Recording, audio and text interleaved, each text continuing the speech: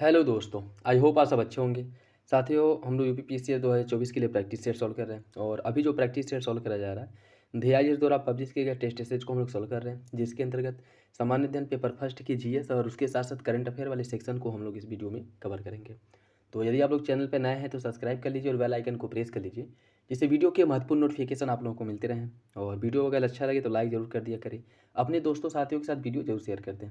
और किसी भी क्वेश्चंस को लेकर के कोई डाउट हो, कन्फ्यूजन हो, कमेंट बॉक्स में कमेंट करके पूछ सकते हैं। और जो भी प्रैक्टिस सेट सॉल्व कराए गए हैं उन सारे प्रैक्टिस सेट के पीडीएफ भी आप लोगों को टेलीग्राम चैनल पे प्रोवाइड करा दिया जाएगा, तो वहाँ से आप लोग पीडीएफ डाउनलोड करके और प्रैक्टिस कर सकते हैं। तो चलिए इसी के साथ वीडियो की शुरुआत करते हैं।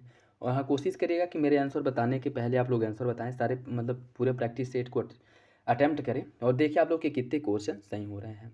और उसके साथ साथ अब जो भी प्रैक्टिस सेट सॉल्व कराए जा चुके हैं उसे रिवीजन भी करते रहें, ठीक है। समय जैसे मिले, जो भी समय मिले रिवीजन करते रहें। और उसके साथ साथ जरूर सबसे ज़रूरी ये है कि प्रीवियस ईयर क्वेश्चंस पेपर भी आप लोग कम से कम लगा लें, जहाँ से भी आपको सही लगे, जहाँ भी मिले कम से कम 10-12 साल के जो प्रीवियस ईयर क्वेश्चंस पेपर हैं उसको ज़रूर सॉल्व कर ले एग्ज़ाम के पहले एक बार, ठीक है। और उसके लिए आप लोग अगर करना चाहें तो एक प्रीवियस ईयर क्वेश्चंस पेपर का प्लेलिस्ट बना दिया गया है, जिसमें आप लोगों को 2014 से लेकर के और 23 तक के जो भी पेपर हुए हैं अब तक, वो सारे पेपर जो हैं वहाँ पे आपको प्रोवाइड कराए गए हैं। और प्रीवियस ईयर जो क्वेश्चंस पेपर है उसे सॉल्व कराया गया है, तो वहाँ से आप लोग डाउनलोड जा करके देख सकते हैं, ठीक है। तो कोशिश करिएगा कि प्रीवियस ईयर क्वेश्चंस पेपर ज़रूर देख ले एक बार, ठीक है। और उसके साथ साथ जो प्रैक्टिस सेट आप लोग सॉल्व कर रहे हैं अच्छे से सॉल्व करिए, कोई भी उसमें डाउट या नहीं रहना चाहिए। कोई भी डाउट हो, कन्फ्यूजन हो, कमेंट बॉक्स में कमेंट करके पूछ सकते हैं। तो चलिए इसी के साथ वीडियो की शुरुआत करते हैं। क्वेश्चन नंबर फर्स्ट देखिए, राष्ट्रीय समृद्धि सूचकांक जो सामाजिक आर्थिक विकास के मापन का मानक सूचकांक है, इसके घटक कौन कौन से हैं? जीडीपी की वृद्धि दर, शिशु मृत्यु दर एवं मातृ मृत्यु दर, जीवन की गुणवत्ता में सुधार, अपनी सांस्कृतिक विरासत पर आधारित मूल्य प्रणाली का जीवन के प्रत्येक क्षेत्र में प्रयोग करना। कौन राष्ट्रीय समृद्धि सूचकांक के जो मुख्य घटक हैं उसके अंतर्गत आते हैं? कूट के हिसाब से आपको सही आंसर का चयन करना है। देखिए इसका जो सही आंसर है वो हो जाएगा ऑप्शन ए। ऑप्शन ए, इसके अंतर्गत जीडीपी की वृद्धि दर आ जाएगी, ठीक है। उसके साथ साथ जीवन की गुणवत्ता और उसमें सुधार, और उसके बाद जो है अपनी संस्कृति विरासत पर आधारित मूल्य प्रणाली का जीवन के प्रत्येक क्षेत्र में प्रयोग करना। इनका प्रयोग जो है राष्ट्रीय समृद्धि सूचकांक के रूप में सामाजिक आर्थिक विकास को मापने में किया जाता है, ठीक है। तो सही आंसर हो जाएगा ऑप्शन ए। ऑप्शन ए इसका सही है। बजट 2024-25 के अनुसार विभिन्न स्कीमों के लिए आवंटित बजट के संबंध में कौन सा सही सुमेलित नहीं है? यह बजट 2024-25 और उसके अंतर्गत जो योजनाओं के लिए धन का आवंटन किया गया है वह आपको बताना है कि कौन सुमेलित नहीं है। मनरेगा के लिए 86,000 करोड़ रुपये का आवंटन किया गया है। नाभिकीय ऊर्जा परियोजना के लिए 2,228 करोड़ रुपये का, सौर ऊर्जा ग्रिड के लिए 8,000 करोड़ रुपये का, और सेमीकंडक्टर का विकास और डिस्प्ले विनिर्माण के लिए 6,903 करोड़ रुपये का आवंटन किया गया है। कौन इसमें से सही नहीं है, सुमेलित नहीं है, यह बताना है। देखिए इसका जो सही आंसर है वो हो जाएगा ऑप्शन सी, सौर ऊर्जा ग्रिड। सौर ऊर्जा ग्रिड वाला जो है आपका गलत है, ठीक है। सौर ऊर्जा ग्रिड के लिए अगर हम बात करें तो इसके लिए 10,000 करोड़ रुपये का आवंटन किया गया है, ठीक है। सौर ऊर्जा ग्रिड के लिए 10,000 करोड़ रुपये का आवंटन किया गया है, ठीक। तो सही हो जाएगा आपका ऑप्शन सी, यही गलत है, ठीक है। बाकी मनरेगा के लिए 86,000 करोड़ रुपये, अनुसंधान और विकास परियोजनाओं के लिए 1,200 करोड़ रुपये का आवंटन किया गया है। नाभिकीय ऊर्जा परियोजना के लिए 2,228 करोड़ रुपये का, सेमीकंडक्टर के विकास के लिए 6,903 करोड़ रुपये का, और उसके साथ साथ जो आपका सौर ऊर्जा ग्रिड है उसके लिए 10,000 करोड़ रुपये। प्रत्यक्ष लाभ अंतरण एलपीजी जो है, एलपीजी पर जो आपका सब्सिडी दी जाती है उसके अंतर्गत जो है, या उसके लिए कह सकते हैं कि 1,500 करोड़ रुपये का आवंटन किया गया है। औषधि उद्योग के लिए जो पीएलआई स्कीम आया था उसके लिए 2,143 करोड़ रुपये का आवंटन किया गया है, ठीक है। ऑप्शन सी इसका सही हो जाएगा। 2023-24 में कृषि आयात के मूल्य में गिरावट आई है, जो मुख्य रूप से खाद्य तेल के कारण हुई है। 23-24 में और 22-23, 2023-24 में 22-23 की तुलना में खाद्य तेल का आयात कम हुआ है। कौन सा विकल्प इसका सही होगा? इसका सही आंसर है ऑप्शन सी। पहला सही है, दूसरा गलत हो जाएगा, ठीक है। 2023-24 की अगर हम बात करें तो भारत का जो कृषि आयात है वह जो है इस समय घटा है, लेकिन जो आपका खाद्य तेलों का लेकिन जो खाद्य तेलों के कारण कृषि के मूल्य में गिरावट आई है, जो मुख्य रूप से खाद्य तेलों के कारण हुई है, खाद्य तेलों के कारण यह नहीं हुआ है, ठीक है। यह अगर हम देखें, इसमें जो है मुख्य रूप से खाद्य तेलों के कारण जो एक वर्ष 28.5% घट करके 20.8 बिलियन डॉलर से 14.9 बिलियन डॉलर हो गया है। और आयात मूल्य में जो गिरावट का मुख्य कारण है वह अंतर्राष्ट्रीय बाजार में पाम ऑयल तेलों की कीमत में जो तेज़ी से कमी आई है उसकी वजह से इसमें जो हमको राजकोषीय आयात में मूल्य की गिरावट देखने को मिलती है वह इसकी वजह से आई है, क्योंकि अंतर्राष्ट्रीय बाजार में पाम ऑयल जो तेल है उसके मूल्य में गिरावट देखने को मिली है। ठीक है, न कि कृषि आयात के मूल्य में गिरावट के कारण आया है। ठीक है, तो पहला सही हो जाएगा, दूसरा गलत है। यह गिरावट तो आया है, लेकिन यह जो आया है वह कृषि आयात के मूल्य में गिरावट के कारण न करके अंतर्राष्ट्रीय बाजार में पाम ऑयल मूल्य में गिरावट आने के कारण जो है कृषि आयातों के मूल्य में गिरावट देखने को मिला है। ठीक, पहला सही हो जाएगा, दूसरा गलत है। बजट 2024-25 में कितने शहरों में प्लग एंड प्ले सुविधा वाले औद्योगिक पार्क खोलने की घोषणा की गई है? 50, 75, 125 या फिर 100? इसका सही आंसर है ऑप्शन डी। ऑप्शन डी, 100 शहरों में इसकी खोलने की बात की गई है। ठीक है, और इसके अंतर्गत जो है औद्योगिक पार्क विकसित करने की घोषणा की गई है। और प्लग एंड प्ले सुविधा वाले पार्क में मैन्युफैक्चरिंग से जुड़ी तमाम जो सुविधाएं हैं, जैसे भवन, बिजली, पानी, कच्चे माल की उत्पादकता, ठीक है, उसके साथ साथ उपलब्धता उसकी, और तैयार माल जो है उसके लिए निकट बाजार, तो इन सभी को एक ही जगह पर विकसित करने के लिए ऐसे टोटल 100 जो औद्योगिक पार्क हैं वो विकसित किए जाएंगे। ठीक है, जिनको प्लग एंड प्ले की सुविधा के अंतर्गत रखा गया है। ऑप्शन डी हो जाएगा इसका। अप्रैल 2024 में भारतीय रिजर्व बैंक ने लघु वित्त बैंकों को यूनिवर्सल बैंकिंग या नियमित बैंक बनाने के लिए कुछ मानक पूरे करने की घोषणा की है। इन मानकों में क्या शामिल है? न्यूनतम शुद्ध संपत्ति पिछली तिमाही के अंत में कम से कम 1000 करोड़ रुपए होनी चाहिए। बैंक को किसी मान्यता प्राप्त स्टॉक एक्सचेंज पर सूचीबद्ध होना चाहिए। ऐसे लघु वित्त बैंक को पिछले 3 वर्षों में शुद्ध लाभ कमाने वाला होना चाहिए। और पिछले 2 वर्षों में बैंक की सकल गैर निष्पादन जो एनपीए है उसमें 3% से कम या उसके बराबर कमी होनी चाहिए। कौन सा विकल्प इसका सही होगा? इसका जो सही आंसर है वो हो जाएगा आपका ऑप्शन बी। ऑप्शन बी, 1, 2, 4 यह सही है, तीसरा गलत है। ठीक है, तीसरा जो है वो गलत हो जाएगा, क्योंकि यह विगत 2 वर्षों में ऐसे लघु वित्त बैंकों को शुद्ध लाभ कमाने वाला होना चाहिए, न कि 3 वर्षों में। ठीक है, 3 वर्ष नहीं है, 2 वर्ष है। बाकी तीनों विकल्प आपके सही हैं, तो ऑप्शन बी इसका सही हो जाएगा। निम्नलिखित कथनों पर विचार कीजिए। भारत के 5 राज्य पश्चिम बंगाल, मिजोरम, त्रिपुरा, मेघालय और असम बांग्लादेश की सीमा को स्पर्श करते हैं। बांग्लादेश के साथ सबसे लंबी सीमा रेखा त्रिपुरा की है और उसी के बाद पश्चिम बंगाल की। कौन सा विकल्प इसका सही होगा? इसका सही आंसर है ऑप्शन ए।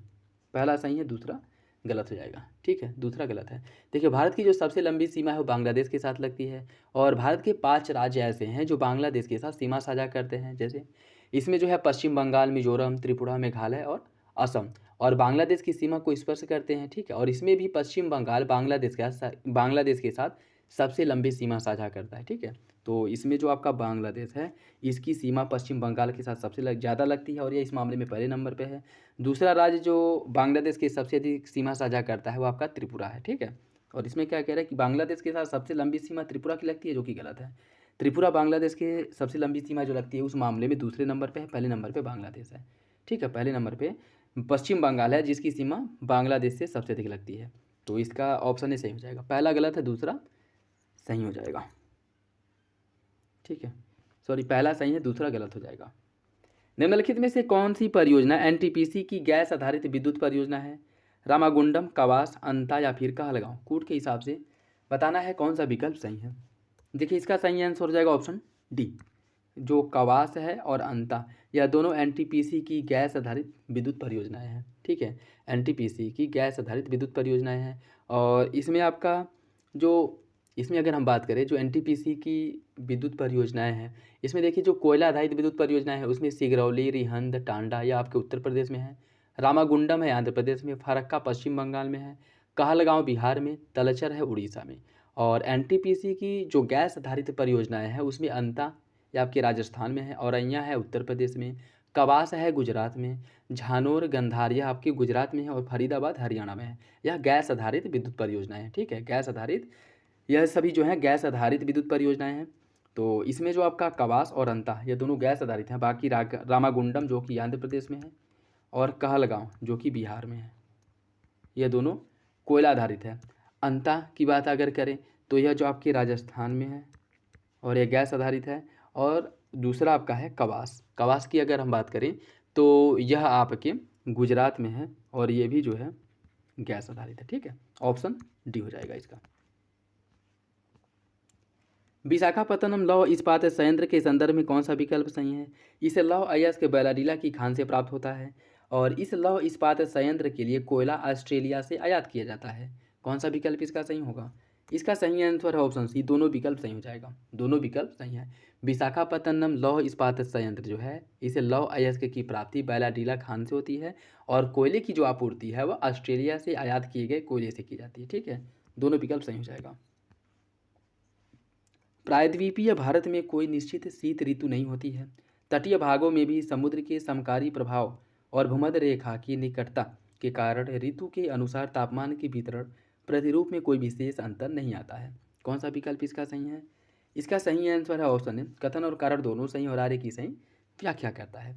देखिए, प्रायद्वीपीय भारत में कोई निश्चित शीत ऋतु नहीं पाई जाती। प्रायद्वीपीय भारत बेसिकली यह उन क्षेत्रों की बात कर रहा है जो समुद्र के तटवर्ती क्षेत्र है। ठीक है, जो समुद्र के तटवर्ती क्षेत्र हैं, यहाँ पर कोई एक निश्चित मौसम जो है देखने को, जैसे बहुत चरम गर्मी या बहुत चरम ठंडी जो है, यह मौसम यहाँ पर देखने को नहीं मिलता है। क्यों? क्योंकि यहाँ पर जो है समकारी प्रभाव जो आपके समुद्री प्रभाव के कारण, उसके साथ साथ भूमध्य रेखा की निकटता के कारण जो है ऋतु के अनुसार तापमान के वितरण प्रतिरूप जो है यहाँ पर नहीं देखने को मिलता है, जैसा कि अन्य क्षेत्रों में देखने को मिलता है। ठीक है, समुद्र के कारण यहाँ पे समकारी प्रभाव देखने को मिलता है, जिस कारण वर्षों 365 दिन जो है मौसम एक जैसा बना रहता है। ठीक है, ना तो गर्मी में यहाँ पर बहुत ज़्यादा गर्मी पड़ती है और ना ही ठंडी में बहुत ज़्यादा ठंडी पड़ती है। ठीक है, तो सही आंसर हो जाएगा इसका ऑप्शन ए। दोनों विकल्प सही हैं, आर ए की सही व्याख्या करता है। रिहंद बांध परियोजना के संबंध में कौन सा विकल्प सही है? यह बांध सोन की सहायक रिहंद बांध सोन की सहायक नदी रिहंद पर बनाई गई है और बांध का निर्माण सोनभद्र जिले में पिंपरी नामक स्थान पर किया गया है। इस बांध के पीछे गोविंद सागर नामक एक कृत्रिम झील बनाई गई है और यह कृत्रिम झील उत्तर प्रदेश और छत्तीसगढ़ की सीमा पर स्थित है। कौन सा विकल्प इसके बारे में सही है? कूट के हिसाब से आपको सही आंसर का चयन करना है। देखिए, इसका जो सही आंसर है वो हो जाएगा आपका ऑप्शन बी, पहला और दूसरा सही है।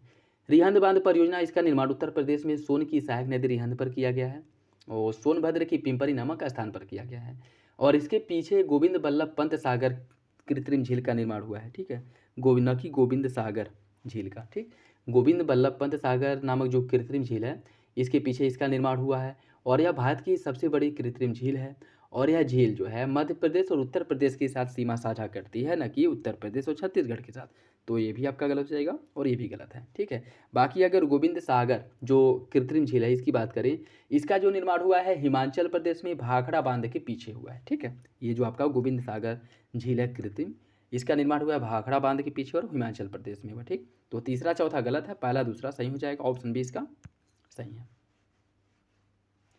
कुछ पौधे ऐसे होते हैं जिन्हें संपूर्ण वर्ष अपेक्षाकृत स्थिर ताप की आवश्यकता होती है। ऐसे पौधों को क्या कहा जाता है? मेगाथर्मस, मीसोथर्मस, माइक्रोथर्मस या फिर स्टर्नोथर्मस? इसका सही आंसर है ऑप्शन डी, ऐसे पौधों को स्टर्नोथर्मस कहा जाता है या स्टर्नोथर्मल। ऑप्शन डी सही है। निम्नलिखित में से कौन सा कथन सही नहीं है? विश्व की सर्वाधिक प्रवाल भित्तियाँ उष्ण कटिबंधीय सागरीय जलों में पाई जाती हैं। प्रवाल भित्तियों में उष्ण कटिबंधीय वर्षा वनों की अपेक्षा विविधता कम पाई जाती है। विश्व की लगभग 2/3 प्रवाल भित्तियाँ ऑस्ट्रेलिया, इंडोनेशिया और फिलीपींस राज्य वाले जो क्षेत्र हैं उन क्षेत्रों में पाई जाती है। कौन सा विकल्प इसका गलत है? इसका सही आंसर हो जाएगा ऑप्शन सी। ऑप्शन सी जो है इसका गलत हो जाएगा। देखिए, अगर हम बात करें प्रवाल भित्तियों का जो सबसे अधिक निर्माण है 25 डिग्री उत्तरी से लेकर के दक्षिणी अक्षांशों के बीच में मुख्य रूप से पाया जाता है। उष्ण कटिबंधीय जो मध्य महासागरीय कटक है वगैरह क्षेत्र हैं, दक्षिण के मध्य उष्ण कटिबंधीय सागरीय के तटों पर पाए जाते हैं। ठीक है, जो मुख्य रूप से उन क्षेत्रों में जहाँ पर सूर्य की किरण आराम से पहुँच सकती है। ठीक, उसके साथ साथ वहाँ के जो जल का तापमान है बहुत अधिक नहीं होना चाहिए और बहुत जल ठंडा नहीं होना चाहिए। उसके साथ साथ वह जल गाद रहित हो और बहुत ज़्यादा स्वच्छ जल भी जो प्रवाल भित्तियाँ हैं उनकी वृद्धि के लिए नुकसान करता है। ठीक है, और उसके साथ साथ इसमें अगर हम देखें, यहाँ पर जो प्रवाल भित्तियाँ पाई जाती हैं या उष्ण कटिबंधीय सदाबहार वर्षावन की अपेक्षा यहाँ पर जैव विविधता जो है अधिक देखने को मिलती है और यहाँ पर लगभग प्रवालों के 10 लाख से अधिक प्रजातियों का या मुख्य रूप से निवास होता है। ठीक है, तो यहाँ पर जो जैव विविधता पाई जाती है वह विषुवतीय वर्षावन जो होता है उससे कहीं अधिक जैव विविधता यहाँ पर देखने को मिलती है और विश्व के जो कुल प्रवाल भित्तियाँ हैं इनके क्षेत्रफल लगभग 19% ऑस्ट्रेलिया में, 17% इंडोनेशिया वाले क्षेत्र में, लगभग जो है पूरा 1/3 कवर जो है इसका करता है। ठीक है, और यह जो है क्या कह रहा है, इसमें क्या कह रहा है कि 2/3, जो कि गलत है। यह 2/3 नहीं बल्कि पूरे विश्व की प्रवाल भित्ति का यह क्षेत्र जो है 1/3 प्रवाल भित्ति के रूप में कवर करता है। ठीक है, तो ये आपका गलत हो जाएगा। और यह प्रवाल भित्तियाँ उष्णकटिबंधीय वर्षा वनों की अपेक्षा विविधता कम नहीं, विविधता बहुत अधिक पाई जाती है जो उष्णकटिबंधीय वर्षा वन की तुलना में प्रवाल भित्तियों में। ठीक है, तो ये भी आपका गलत हो जाएगा। ठीक है, और इसमें क्या पूछा है कि कौन सही नहीं है, ऑप्शन सी, दूसरा और तीसरा गलत है। नेक्स्ट देखिए, इसमें सूची फर्स्ट को सूची सेकेंड से सुनिश्चित करना है। जनजाति और लोक कुछ संस्थान के नाम है और उसका स्थापना वर्ष दिया गया है। जो उत्तर प्रदेश जनजाति और लोक कला संस्कृति संस्थान संस्थान इसकी अगर हम बात करें, इसका जो स्थापना किया गया था 1996 में किया गया था। ठीक है, 1996 में किया गया था। जनजाति और लोक कला संस्कृति संस्थान का गठन 1996 में। उत्तर प्रदेश जैन विद्या शोध संस्थान, इसका स्थापना किया गया था 1990 में और यह आपके लखनऊ में स्थित है। कहाँ है ये भी याद रखिएगा। ठीक है, ये आपके लखनऊ में है। उत्तर प्रदेश संगीत नाट्य अकादमी, उत्तर प्रदेश संगीत नाट्य अकादमी का स्थापना किया गया था 1963 में और ये भी लखनऊ में है। ये भी जो है आपके लखनऊ में है। राष्ट्रीय कथक संस्थान जो है लखनऊ, इसका स्थापना किया गया था 1998 में। ठीक है, इसका 1998। तो सही आंसर हो जाएगा 2 1 3 4, 2 1 आपका 4 3। ठीक है, 2 1 4 3 ऑप्शन है। ठीक है, ऑप्शन है सही है इसका। दोस्तों वीडियो अगर अच्छा लगे तो लाइक ज़रूर कर दिया करें। ठीक है, और अपने दोस्तों साथियों के साथ ज़रूर शेयर कर दें और कोई भी कन्फ्यूजन हो कमेंट बॉक्स में कमेंट करके पूछ सकते हैं। चीन तथा भारत कोयला की अग्रणी उत्पादक देशों में शामिल है। रूस का कुजनेट्स बेसिन लौह अयस्क उत्पादन के लिए फेमस है। कजाकिस्तान का कारागंडा बेसिन कोयला उत्पादन के लिए प्रसिद्ध है। कौन सा विकल्प इसका सही है? इसका सही आंसर हो जाएगा ऑप्शन बी। पहला और तीसरा सही है, दूसरा गलत है। ठीक है, दूसरा गलत क्यों है? क्योंकि रूस का जो कुजनेट्स बेसिन है वह लौह अयस्कों के लिए नहीं बल्कि कोयला के लिए फेमस है। ठीक है, कोयला उत्पादन के लिए। तो दूसरा गलत हो जाएगा, पहला और तीसरा आपका सही है। उत्तर प्रदेश सौर ऊर्जा नीति 2022 के बारे में निम्नलिखित प्रावधान दिए गए, आपको बताना है कौन सा विकल्प इसमें से सही है।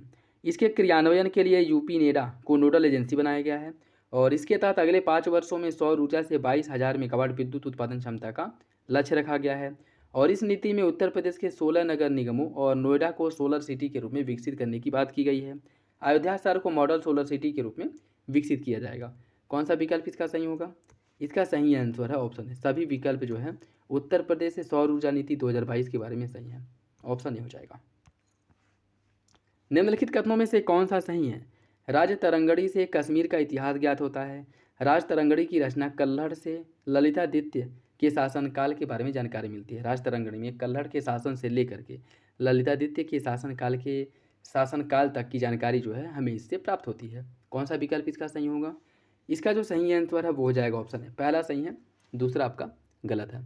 ठीक है, इसमें अगर हम बात करें, इसमें कश्मीर के इतिहास के बारे में हमें पूरी जानकारी मिलती है। उसके साथ साथ इसमें राज तरंगड़ी से जो आपके कल्हड़ है, ठीक है, इससे जो है ललितादित्य के शासनकाल के बारे में जानकारी नहीं बल्कि राज तरंगड़ी से हमें जय सिंह के शासनकाल के बारे में पूरी जानकारी मिलती है, जिसका शासन लगभग 1128 से लेकर के 1155 ईस्वी तक इनका शासन था। और इनके शासनकाल के बारे में हमें जो जानकारी मिलती है उसके लिए एक महत्वपूर्ण स्रोत है राज तरंगड़ी। ठीक है, तो दूसरा आपका गलत हो जाएगा, पहला सही है, ऑप्शन है। पुनर्जन्म का जो प्रथम स्पष्ट उल्लेख मिलता है किस में मिलता है? कठोपनिषद, जबालोपनिषद, बृहदारण्यकोपनिषद या फिर मुंडकोपनिषद? इसका सही आंसर है ऑप्शन सी। ऑप्शन सी, पुनर्जन्म का जो स्पष्ट उल्लेख मिलता है बृहदारण्यकोपनिषद से मिलता है और सबसे अधिक प्राचीन है विशाल उपनिषद है। इसके साथ साथ इसका संबंध महर्षि याज्ञवल्क्य से है। ठीक है, और इसमें जो है पुनर्जन्म का प्रथम जो है उल्लेख मिलता है, ऑप्शन सी हो जाएगा। नेक्स्ट देखिए, इसमें सूची फर्स्ट को सूची सेकेंड से सुनिश्चित करना है। कुछ राजवंश दिए गए हैं और स्थान दिया गया है। मैत्रक राजवंश का शासन जो है वह कहाँ पे था? तो मैत्रक राजवंश जो है यह था आपका वल्लभी में। मौखरी राजवंश यह जो है आपके कन्नौज के थे। पुष्यभूति यह थे आपके थानेश्वर के और गौड़ जो थे यह बंगाल के थे। सही आंसर हो जाएगा 4 3 1 2 ऑप्शन डी। ऑप्शन डी सही हो जाएगा। निम्नलिखित में से किस सातवाहन शासक ने विच्छिन्न होते 4 वर्णों वाली व्यवस्था को पुनः स्थापित किया था? वशिष्ठी पुत्र पुलमावी, यज्ञश्री सातकर्णी, हाल या फिर गौतमी पुत्र सातकर्णी। इसका सही आंसर है ऑप्शन डी, गौतमी पुत्र सातकर्णी ने, गौतमी पुत्र सातकर्णी। देखिए सातवाहन शासक गौतमी पुत्र सातकर्णी ने विचित होते 4 वर्णों वाली व्यवस्था को पुनः स्थापित किया था और वर्णशंकर व्यवस्था को इन्होंने रोक दिया था। ठीक है, ऑप्शन डी हो जाएगा।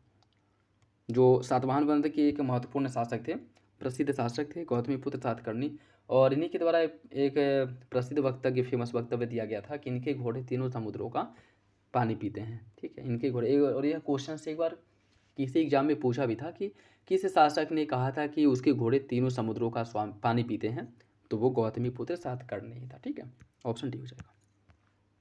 निम्नलिखित कथनों पर विचार कीजिए। अलाउद्दीन ने चित्तौड़ पर विजय और 1303 ईस्वी में प्राप्त किया था और इस अभियान में अमीर खुसरो ने ही हिस्सा लिया था।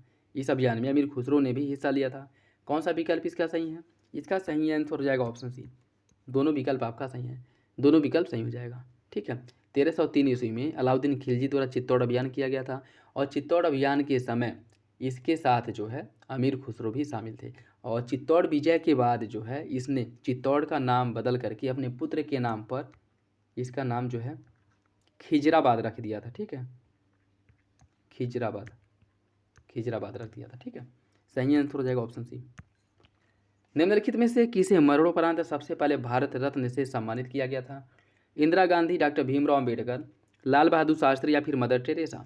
इसका सही आंसर है ऑप्शन सी, लाल बहादुर शास्त्री को। भारत रत्न देश का सर्वोच्च नागरिक सम्मान है, जो कि परंपरा के अनुसार इसकी जो शुरुआत की गई थी भारत रत्न की 1955 में की गई थी। उसके बाद कुछ समय के लिए इसको रोक दिया गया था, या कह सकते हैं कि इसको देना बंद कर दिया गया था। लेकिन उसके बाद पुनः जो है जब इंदिरा गांधी की सरकार आया उसके बाद पुनः जो है ये जो भारत रत्न है इसको देना शुरू कर दिया गया। और लाल बहादुर शास्त्री को मरणोपरांत सबसे पहले भारत रत्न दिया गया था। कब दिया गया था?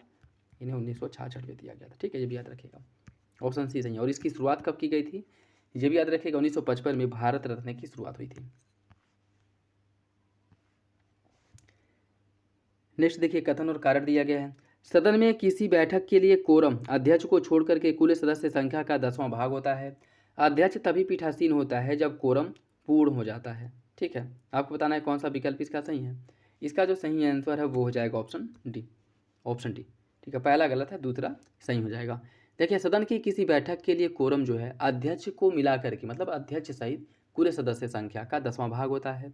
और बैठक शुरू होने के पूर्व यदि कोरम पूरा नहीं होता है तो कोरम बेल बजाई जाएगी और अध्यक्ष तभी पीठासन अधिकारी होगा जब कोरम पूरा हो जाएगा। ठीक है, अगर कोरम पूरा नहीं है तो पहली बात तो वो जो आपका एक बैठक है वही संपन्न नहीं होगी। ठीक है, और उसके साथ साथ अगर कोरम पूरा नहीं है तो जो अध्यक्ष है वह पीठासीन अधिकारी नहीं होगा जब तक कि कोरम पूरा नहीं हो जाता है। तो दूसरा सही है, पहला गलत है। और अध्यक्ष को मिलाकर के सदन की कुल सदस्य संख्या का 10वां भाग जो है होना चाहिए कोरम पूरा करने के लिए। ठीक है, ऐसा नहीं है कि अध्यक्ष को छोड़ करके। नेक्स्ट देखिए, निम्नलिखित में से कौन सा पठार इरावदी तथा साल्वी नदियों के मध्य में स्थित है? हुओई, सान, कोल डैम या फिर मलाया? इसका सही आंसर क्या है? इसका सही आंसर हो जाएगा ऑप्शन बी, शान पठार जो है यह इरावदी और साल्वी नदियों के मध्य में स्थित है। ऑप्शन बी हो जाएगा, ऑप्शन बी। शरीर में कैलोरी की आवश्यकता गर्मियों की अपेक्षा सर्दियों में बढ़ जाती है। सर्दियों में मेटाबॉलिज्म असक्रिय हो जाता है। कौन सा विकल्प सही है? इसका सही आंसर है ऑप्शन सी, पहला सही, दूसरा गलत है, दूसरा गलत है। शरीर में कैलोरी की आवश्यकता गर्मी की अपेक्षा सर्दियों में बढ़ जाती है, क्योंकि शरीर के ताप को बनाए रखने के लिए हमें अधिक कैलोरी, अधिक ऊर्जा की आवश्यकता होती है। ठीक है, और गर्मी, ठंडी जो होता है, सर्दी जो होता है उसमें मेटाबॉलिज्म असक्रिय नहीं बल्कि सक्रिय हो जाता है। ठीक है, पहला सही है, दूसरा गलत। निम्नलिखित पुरस्कारों में से कौन सा एक पर्यावरण एवं कृषि के क्षेत्र में उल्लेखनीय योगदान हेतु प्रदान किया जाता है? शांति स्वरूप भटनागर पुरस्कार, धन्वंतरी पुरस्कार, वाचस्पति पुरस्कार या फिर बोरलांग पुरस्कार? इसका सही आंसर है ऑप्शन डी, जो बोरलांग पुरस्कार है, यह पर्यावरण और कृषि क्षेत्र में उल्लेखनीय योगदान के लिए दिया जाता है। बोरलांग, ऑप्शन डी इसका सही हो जाएगा। और पर्यावरण कृषि के लिए बोरलांग पुरस्कार दिया जाता है। विज्ञान क्षेत्र में उल्लेखनीय योगदान के लिए शांति स्वरूप भटनागर पुरस्कार दिया जाता है, अगर विज्ञान क्षेत्र में बहुत अच्छा कार्य किया गया। ठीक है, और धन्वंतरी पुरस्कार जो है यह दिया जाता है चिकित्सा क्षेत्र में, चिकित्सा क्षेत्र में धन्वंतरी पुरस्कार दिया जाता है। और जो वाचस्पति पुरस्कार है यह सांस्कृतिक साहित्य में उत्कृष्ट योगदान के लिए संस्कृत साहित्य में उत्कृष्ट योगदान के लिए वाचस्पति पुरस्कार दिया जाता है। ठीक है, संस्कृत साहित्य में उत्कृष्ट योगदान के लिए, तो सही आंसर डी हो जाएगा। निम्नलिखित में से किस एक पौधे से अफीम प्राप्त किया जाता है? कोफिया अरेबिका, पैपेवर सोमेनिफेरम, जुप्सिम या फिर रैफ्लेसिया। इसका सही आंसर ऑप्शन बी, पैपेवर सोमेनिफेरम द्वारा हमें अफीम की प्राप्ति होती है। ठीक है, और वो भी इसके जो फूल होते हैं, अफीम का जो अधपका फल होता है उसके लैटेक्स से जो है बनाया जाता है अफीम। ठीक, अधपका जो फल होता है उसका, ऑप्शन बी। भारत के उत्तर पूर्वी राज्यों में कृषि के अंतर्गत भूमि का प्रतिशत बहुत कम है। भारत के उत्तर पूर्वी राज्यों में अनुसूचित जातियों की जनसंख्या बहुत अधिक है। इसका सही आंसर क्या है? इसका सही आंसर हो जाएगा सी। पहला सही है, दूसरा गलत है। पहला सही हो जाएगा, दूसरा गलत है। उत्तर पूर्व के राज्यों में कृषि के अंतर्गत जो भूमि है इसका प्रतिशत बहुत कम है, और इसका एक मुख्य वजह जो है वो है कि यहाँ पे ज़्यादातर पहाड़ी क्षेत्र पाए जाते हैं, दुर्गम स्थान है, जो मैदानी क्षेत्र है उसकी बहुत कमी है, जिस कारण कृषि भूमि की भी यहाँ पे कमी पाई जाती है। और भारत के उत्तर पूर्व में अनुसूचित जातियों की जनसंख्या बहुत कम है, ऐसा नहीं है कि बहुत ज़्यादा है। ठीक है, और इसमें अगर हम बात करें, कुछ ऐसे राज्य भी हैं जहाँ पे अनुसूचित जनजातियों की जनसंख्या ना के बराबर है, मतलब जीरो पाई जाती है। जैसे आपका अरुणाचल प्रदेश हो गया, नागालैंड हो गया, यहाँ पर तो अनुसूचित जातियाँ पाई ही नहीं जाती, इनकी जनसंख्या जीरो है। ठीक है, तो पहला सही है, दूसरा गलत है। अंडमान एवं निकोबार द्वीप समूह की आदिवासी जनसंख्या कॉकेसस जाति की है, मंगोलायड जाति की है, निग्रोसम या फिर ऑस्ट्रेलियासम। इसका सही आंसर है ऑप्शन सी, यह सभी जो है निग्रोसम जाति या जो निग्रोटो से संबंधित हैं, वो सभी अंडमान निकोबार में जो पाई जाती हैं मुख्य रूप से ये सभी निग्रोसिस या निग्रेटो जाति से संबंधित हैं। और निग्रेटो इनका जो मुख्य निवास है वह अफ्रीका कॉन्टिनेंट, अफ्रीका वाले क्षेत्र के हैं। ठीक है, और जो अंडमान निकोबार की जनसंख्या है ये सभी जो है इसी वंश की है। ठीक, या इसी प्रजाति की, ऑप्शन सी हो जाएगा। उत्तर प्रदेश स्थित महाजनपदों के संदर्भ में बेमेल युग्म की पहचान कीजिए। कोसल महाजनपद की राजधानी श्रावस्ती, चेदी की मथुरा, सूरसेन का पावा और कुरु का इंद्रप्रस्थ। कौन सा इसमें से गलत है? कूट के हिसाब से सही आंसर का चयन करना है। देखिए, ऑप्शन सी इसका सही हो जाएगा। कोसल की राजधानी श्रावस्ती थी, चेदी की राजधानी जो है वह सुक्तिवती थी। सुक्तिवती या सुक्तिवती भी देखने को मिलता है, सुक्तिवती थी। ठीक है, सूरसेन जो है इसकी राजधानी मथुरा थी, सूरसेन की राजधानी मथुरा थी, और कुरु का था इंद्रप्रस्थ। तो दूसरा तीसरा गलत है, पहला चौथा सही है, सी हो जाएगा। उत्तर प्रदेश का वह जिला जो, और ये भी याद रखिएगा, जो 16 महाजनपद हैं, जो 16 महाजनपद हैं इसमें से 8 महाजनपद आपके उत्तर प्रदेश में पाए जाते हैं, और यह क्वेश्चन यूपी पीसीएस में आया था। ठीक है, 8 महाजनपद उत्तर प्रदेश में है। उत्तर प्रदेश का वह जिला जो न्यूनतम पुरुष एवं महिला साक्षरता में प्रथम स्थान रखता है। बलरामपुर, बहराइच, गोड्डा या फिर श्रावस्ती। इसका सही आंसर है ऑप्शन डी, श्रावस्ती। 2011 की जनगणना के अनुसार उत्तर प्रदेश का श्रावस्ती जिला न्यूनतम पुरुष और महिला साक्षरता में पहले नंबर पे है। ठीक है, मतलब सबसे कम पुरुष या फिर महिला साक्षरता जो पाई जाती है वह श्रावस्ती में पाई जाती है, श्रावस्ती में, डी हो जाएगा। उत्तर प्रदेश में पाई जाने वाली निम्नलिखित जनजातियों को उनकी जनसंख्या के अनुसार अवरोही क्रम में रखना है। थारू, खरवार, गोंड, इन्हें जो है इनकी जनसंख्या के अनुसार सही क्रम में रखना है। ठीक है, देखिए इसकी अगर हम बात करें, उत्तर प्रदेश में जो जनजातियाँ पाई जाती हैं इसमें सबसे अधिक जो थारू पाई जाती है, उसके बाद खरवार है, फिर गोंड है। ठीक, और उत्तर प्रदेश में इनकी जनसंख्या जो है, थारू जनजाति की जनसंख्या 10,05,291, 10,05,291 देखने को मिलती है। खरवार की 1,60,676 है, गोंड की 5,69,035 है। ठीक है, तो यह इनकी जनसंख्या है, जिसमें से सबसे अधिक थारू है, उसके बाद खरवार, फिर गोंड, ऑप्शन ए हो जाएगा।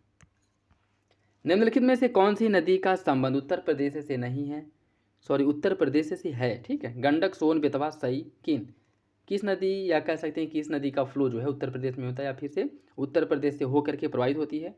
कूट के हिसाब से सही आंसर का चयन करना है। इसका सही आंसर हो जाएगा ऑप्शन डी, ये सभी नदियाँ जो है उत्तर प्रदेश में प्रवाहित होती हैं। अगर गंडक नदी की बात करें या महाराजगंज, कुशीनगर वाले क्षेत्र में, सोन नदी सोनभद्र वाले में, बेतवा नदी ललितपुर, झांसी, जालौन, हमीरपुर वाले क्षेत्र में, सई नदी हरदोई के बिझवाल झील से निकलती है, और राजघाट था जौनपुर में गोमती नदी मिल जाती है, और केन या बुंदेलखंड वाले क्षेत्र में प्रवाहित होती है। तो यह सभी नदियाँ उत्तर प्रदेश में प्रवाहित होती हैं, ऑप्शन डी। नील नदी घाटी और जावा द्वीप में उच्च जनसंख्या घनत्व होने का प्राथमिक कारण क्या है? औद्योगिकरण, नगरीकरण, स्थलाकृति बाधाएं या फिर सघन कृषि। इसका सही आंसर है ऑप्शन डी सघन कृषि। यहाँ पे लोगों के अधिवास के लिए, लोगों की आजीविका के लिए जो उपयुक्त भौगोलिक परिदृश्य है वो पाया जाता है। उसके साथ साथ कृषि भूमि जो है यहाँ पे ठीक ठाक है, जिससे कि लोग अच्छे से सर्वाइव कर पाएँ। यही वजह है कि जो नील नदी घाटी है और आपका जावा द्वीप है, यहाँ पर उच्च जनसंख्या घनत्व देखने को मिलता है। ऑप्शन डी हो जाएगा, क्योंकि जीविकोपार्जन के लिए जो है यहाँ पर लोगों के पास विकल्प जो है ज़्यादा है। ठीक है, नेक्स्ट देखिए, कुछ कृषि विश्वविद्यालय दिए गए और स्थान दिया गया है, इन्हें सम्मिलित करना है। सैम हिंगिन बॉटम कृषि प्रौद्योगिकी एवं विज्ञान विश्वविद्यालय, यह कहाँ पे है? यह आपके प्रयागराज में है। ठीक, सरदार वल्लभ भाई पटेल कृषि एवं प्रौद्योगिकी विश्वविद्यालय, सरदार वल्लभ भाई पटेल कृषि एवं प्रौद्योगिकी विश्वविद्यालय मेरठ में है, मेरठ में। आचार्य नरेंद्र देव कृषि एवं प्रौद्योगिकी विश्वविद्यालय, यह है अयोध्या में। और चंद्रशेखर आज़ाद कृषि एवं प्रौद्योगिकी विश्वविद्यालय है कानपुर में। इसका जो सही आंसर है वो है आपका 4321 ऑप्शन बी, 4321 ऑप्शन बी हो जाएगा। बुंदेलखंड क्षेत्र में चना, गेहूं, अरहर इत्यादि प्रमुख उपज है और इस क्षेत्र में काली मृदा का विस्तार है। कौन सा कथन सही है? इसका सही आंसर है ऑप्शन ए। कथन और कारण दोनों सही है और आगे की सही व्याख्या करता है, ऑप्शन ए हो जाएगा। मुखा प्रपात, मुखा प्रपात कहाँ पर स्थित है? मुखा प्रपात कहाँ है? चंदौली जिले के चंद्रप्रभा वन्यजीव अभयारण्य में, सोनभद्र जिले में बेलन नदी पर, मिर्जापुर में, या फिर उपरोक्त में से कोई नहीं। इसका सही आंसर है option B, option B Sonbhadra जिले की बेलन नदी पर इसका निर्माण किया गया। मुखा प्रपात जो है उत्तर प्रदेश के सोनभद्र जिले में है और इसका जो निर्माण हुआ है बेलन नदी पर हुआ है, बेलन नदी पर, बेलन नदी पर, ऑप्शन बी। निम्नलिखित कथनों में से कौन सा विकल्प सही है? वृषण में टेस्टोस्टेरोन और एंड्रोस्टेरोन हार्मोन की उत्पत्ति के कारण ही नर में दाढ़ी मूंछ का विकास संभव में स्वभाव में अंतर और नर लिंग की उपस्थिति जैसे लक्षण देखने को मिलते हैं। अंडाशय द्वारा स्त्रावित एस्ट्रोजन हार्मोन के कारण स्त्री में मासिक चक्र और स्तन ग्रंथियों के विकास में सहायता मिलती है। अंडाशयों में ही प्रोजेस्टेरॉन हार्मोन की उत्पत्ति के कारण महिलाओं के स्तनों की वृद्धि व गर्भाशय का विकास होता है। कौन सा विकल्प इसका सही है? इसका सही आंसर है ऑप्शन सी, दोनों विकल्प सही हैं, दोनों विकल्प सही हैं। निम्नलिखित में से कोलाइड का उदाहरण कौन कौन है? रबड़, दूध, मिल्क ऑफ मैग्नीशिया, मक्खन, कौन इसमें से कोलाइड का उदाहरण है? कूट के हिसाब से सही आंसर का चयन करना है। इसका सही आंसर है ऑप्शन डी, रबड़, दूध, मिल्क ऑफ मैग्नीशिया और मक्खन, ये सभी जो है कोलाइड के उदाहरण हैं। ठीक है, ऑप्शन डी हो जाएगा। निम्नलिखित में से कौन सा विकल्प सही है? अम्ल और क्षार दोनों विद्युत के कुचालक होते हैं। अम्ल लाल लिटमस पत्र को नीला और क्षार नीले लिटमस पत्र को लाल कर देता है। सभी अम्लों में हाइड्रोक्साइड आयन उपस्थित होते हैं, सभी क्षार में हाइड्रोजन आयन उपस्थित होते हैं। कौन सा कथन इसका सही है? इसका सही आंसर है ऑप्शन ए, ऑप्शन ए अम्ल और क्षार दोनों विद्युत के कुचालक होते हैं, यह सही है। ठीक है, और इसमें जलीय विलयन की विद्युत चालकता प्रदर्शित करते हैं। ये सभी जो है जलीय विलयन में विद्युत चालकता प्रदर्शित करते हैं। और अम्लों की अगर हम बात करें तो लाल लिटमस पत्र को नीला कर देता है, अम्ल जो है नीला लिटमस को लाल कर देता है और क्षार जो है लाल लिटमस को नीला कर देता है। ठीक है, ये भी आपका गलत हो जाएगा। और सभी अम्लों में हाइड्रोक्साइड आयन उपस्थित होते हैं, ये भी गलत है। ठीक है, सभी अम्लों में हाइड्रोक्साइड आयन है यह नहीं उपस्थित होते हैं। बाकी सभी क्षार में हाइड्रोजन आयन उपस्थित होते हैं, ये भी आपका गलत है। ठीक है, पहला सही हो जाएगा, बाकी जो तीनों विकल्प गलत है। ग्राफीन के संदर्भ में कौन सा विकल्प सही नहीं है? यह कार्बन का एक अपर रूप है जिसके प्रत्येक परमाणु दोनों ओर से रासायनिक अभिक्रियाओं के लिए उपलब्ध होते हैं। ग्राफीन लगभग पारदर्शी होता है, यह ऊष्मा और विद्युत का कुचालक होता है। सबसे मजबूत इस्पात से भी यह 100 गुना अधिक मजबूत होता है। कौन सा कथन गलत है? इसका सही आंसर ऑप्शन सी, यह ऊष्मा और विद्युत का कुचालक होता है, यह गलत है। ग्राफीन की बात करें तो यह विद्युत का और ऊष्मा का इसका सुचालक होता है। बाकी सभी विकल्प ग्राफीन के बारे में सही हैं। साइबर नाइफ क्या है? साइबर नाइफ क्या है?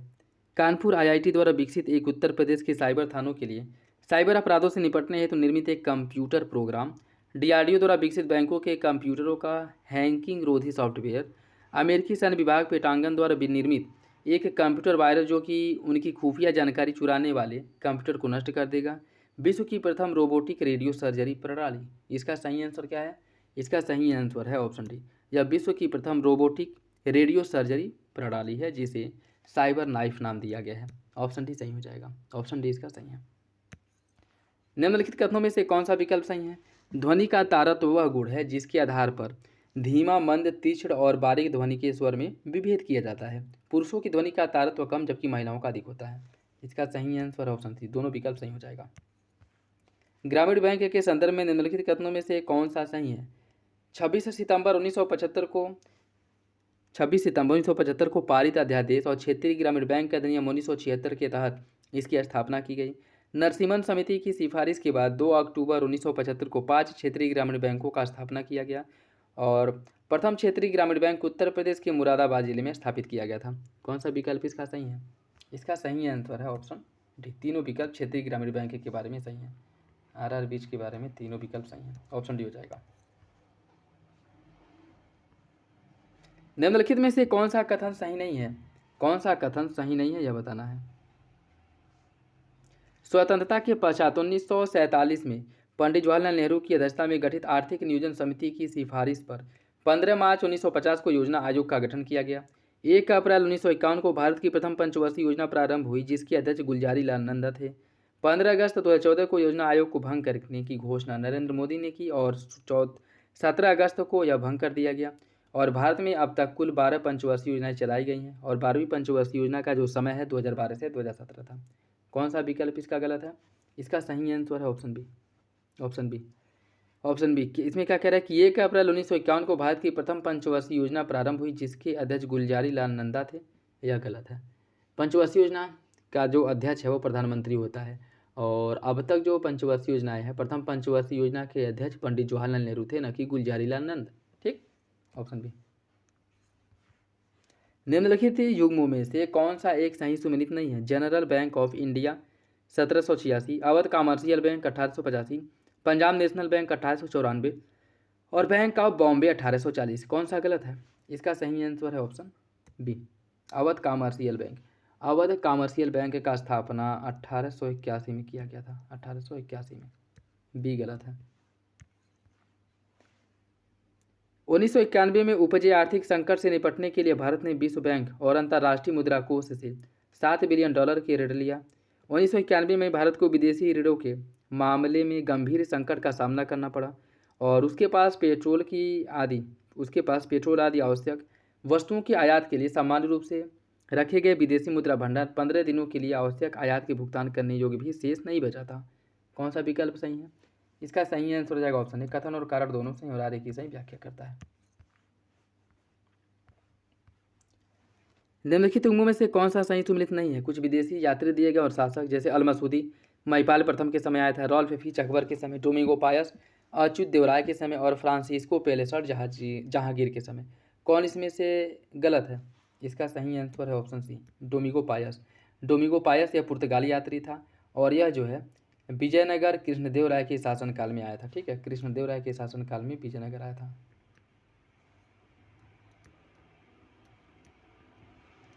सी गलत है। ठीक है, सी इसका गलत हो जाएगा।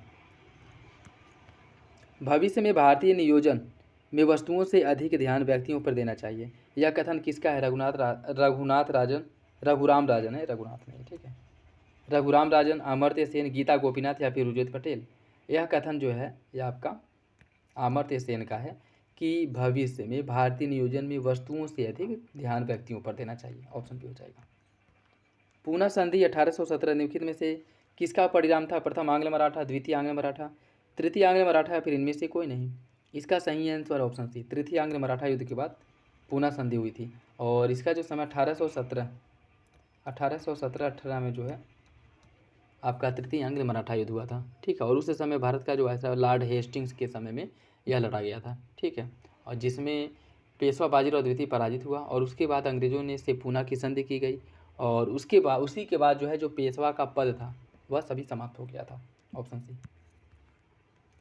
नेक्स्ट देखिए, इसमें सूची फर्स्ट को सूची सेकंड से सम्मिलित करना है। राष्ट्रीय कृषि बीमा योजना, इसकी शुरुआत 1999-2000 ईस्वी में की गई थी। 1999-2000 ईस्वी में इसकी शुरुआत की गई थी। राष्ट्रीय बागवानी मिशन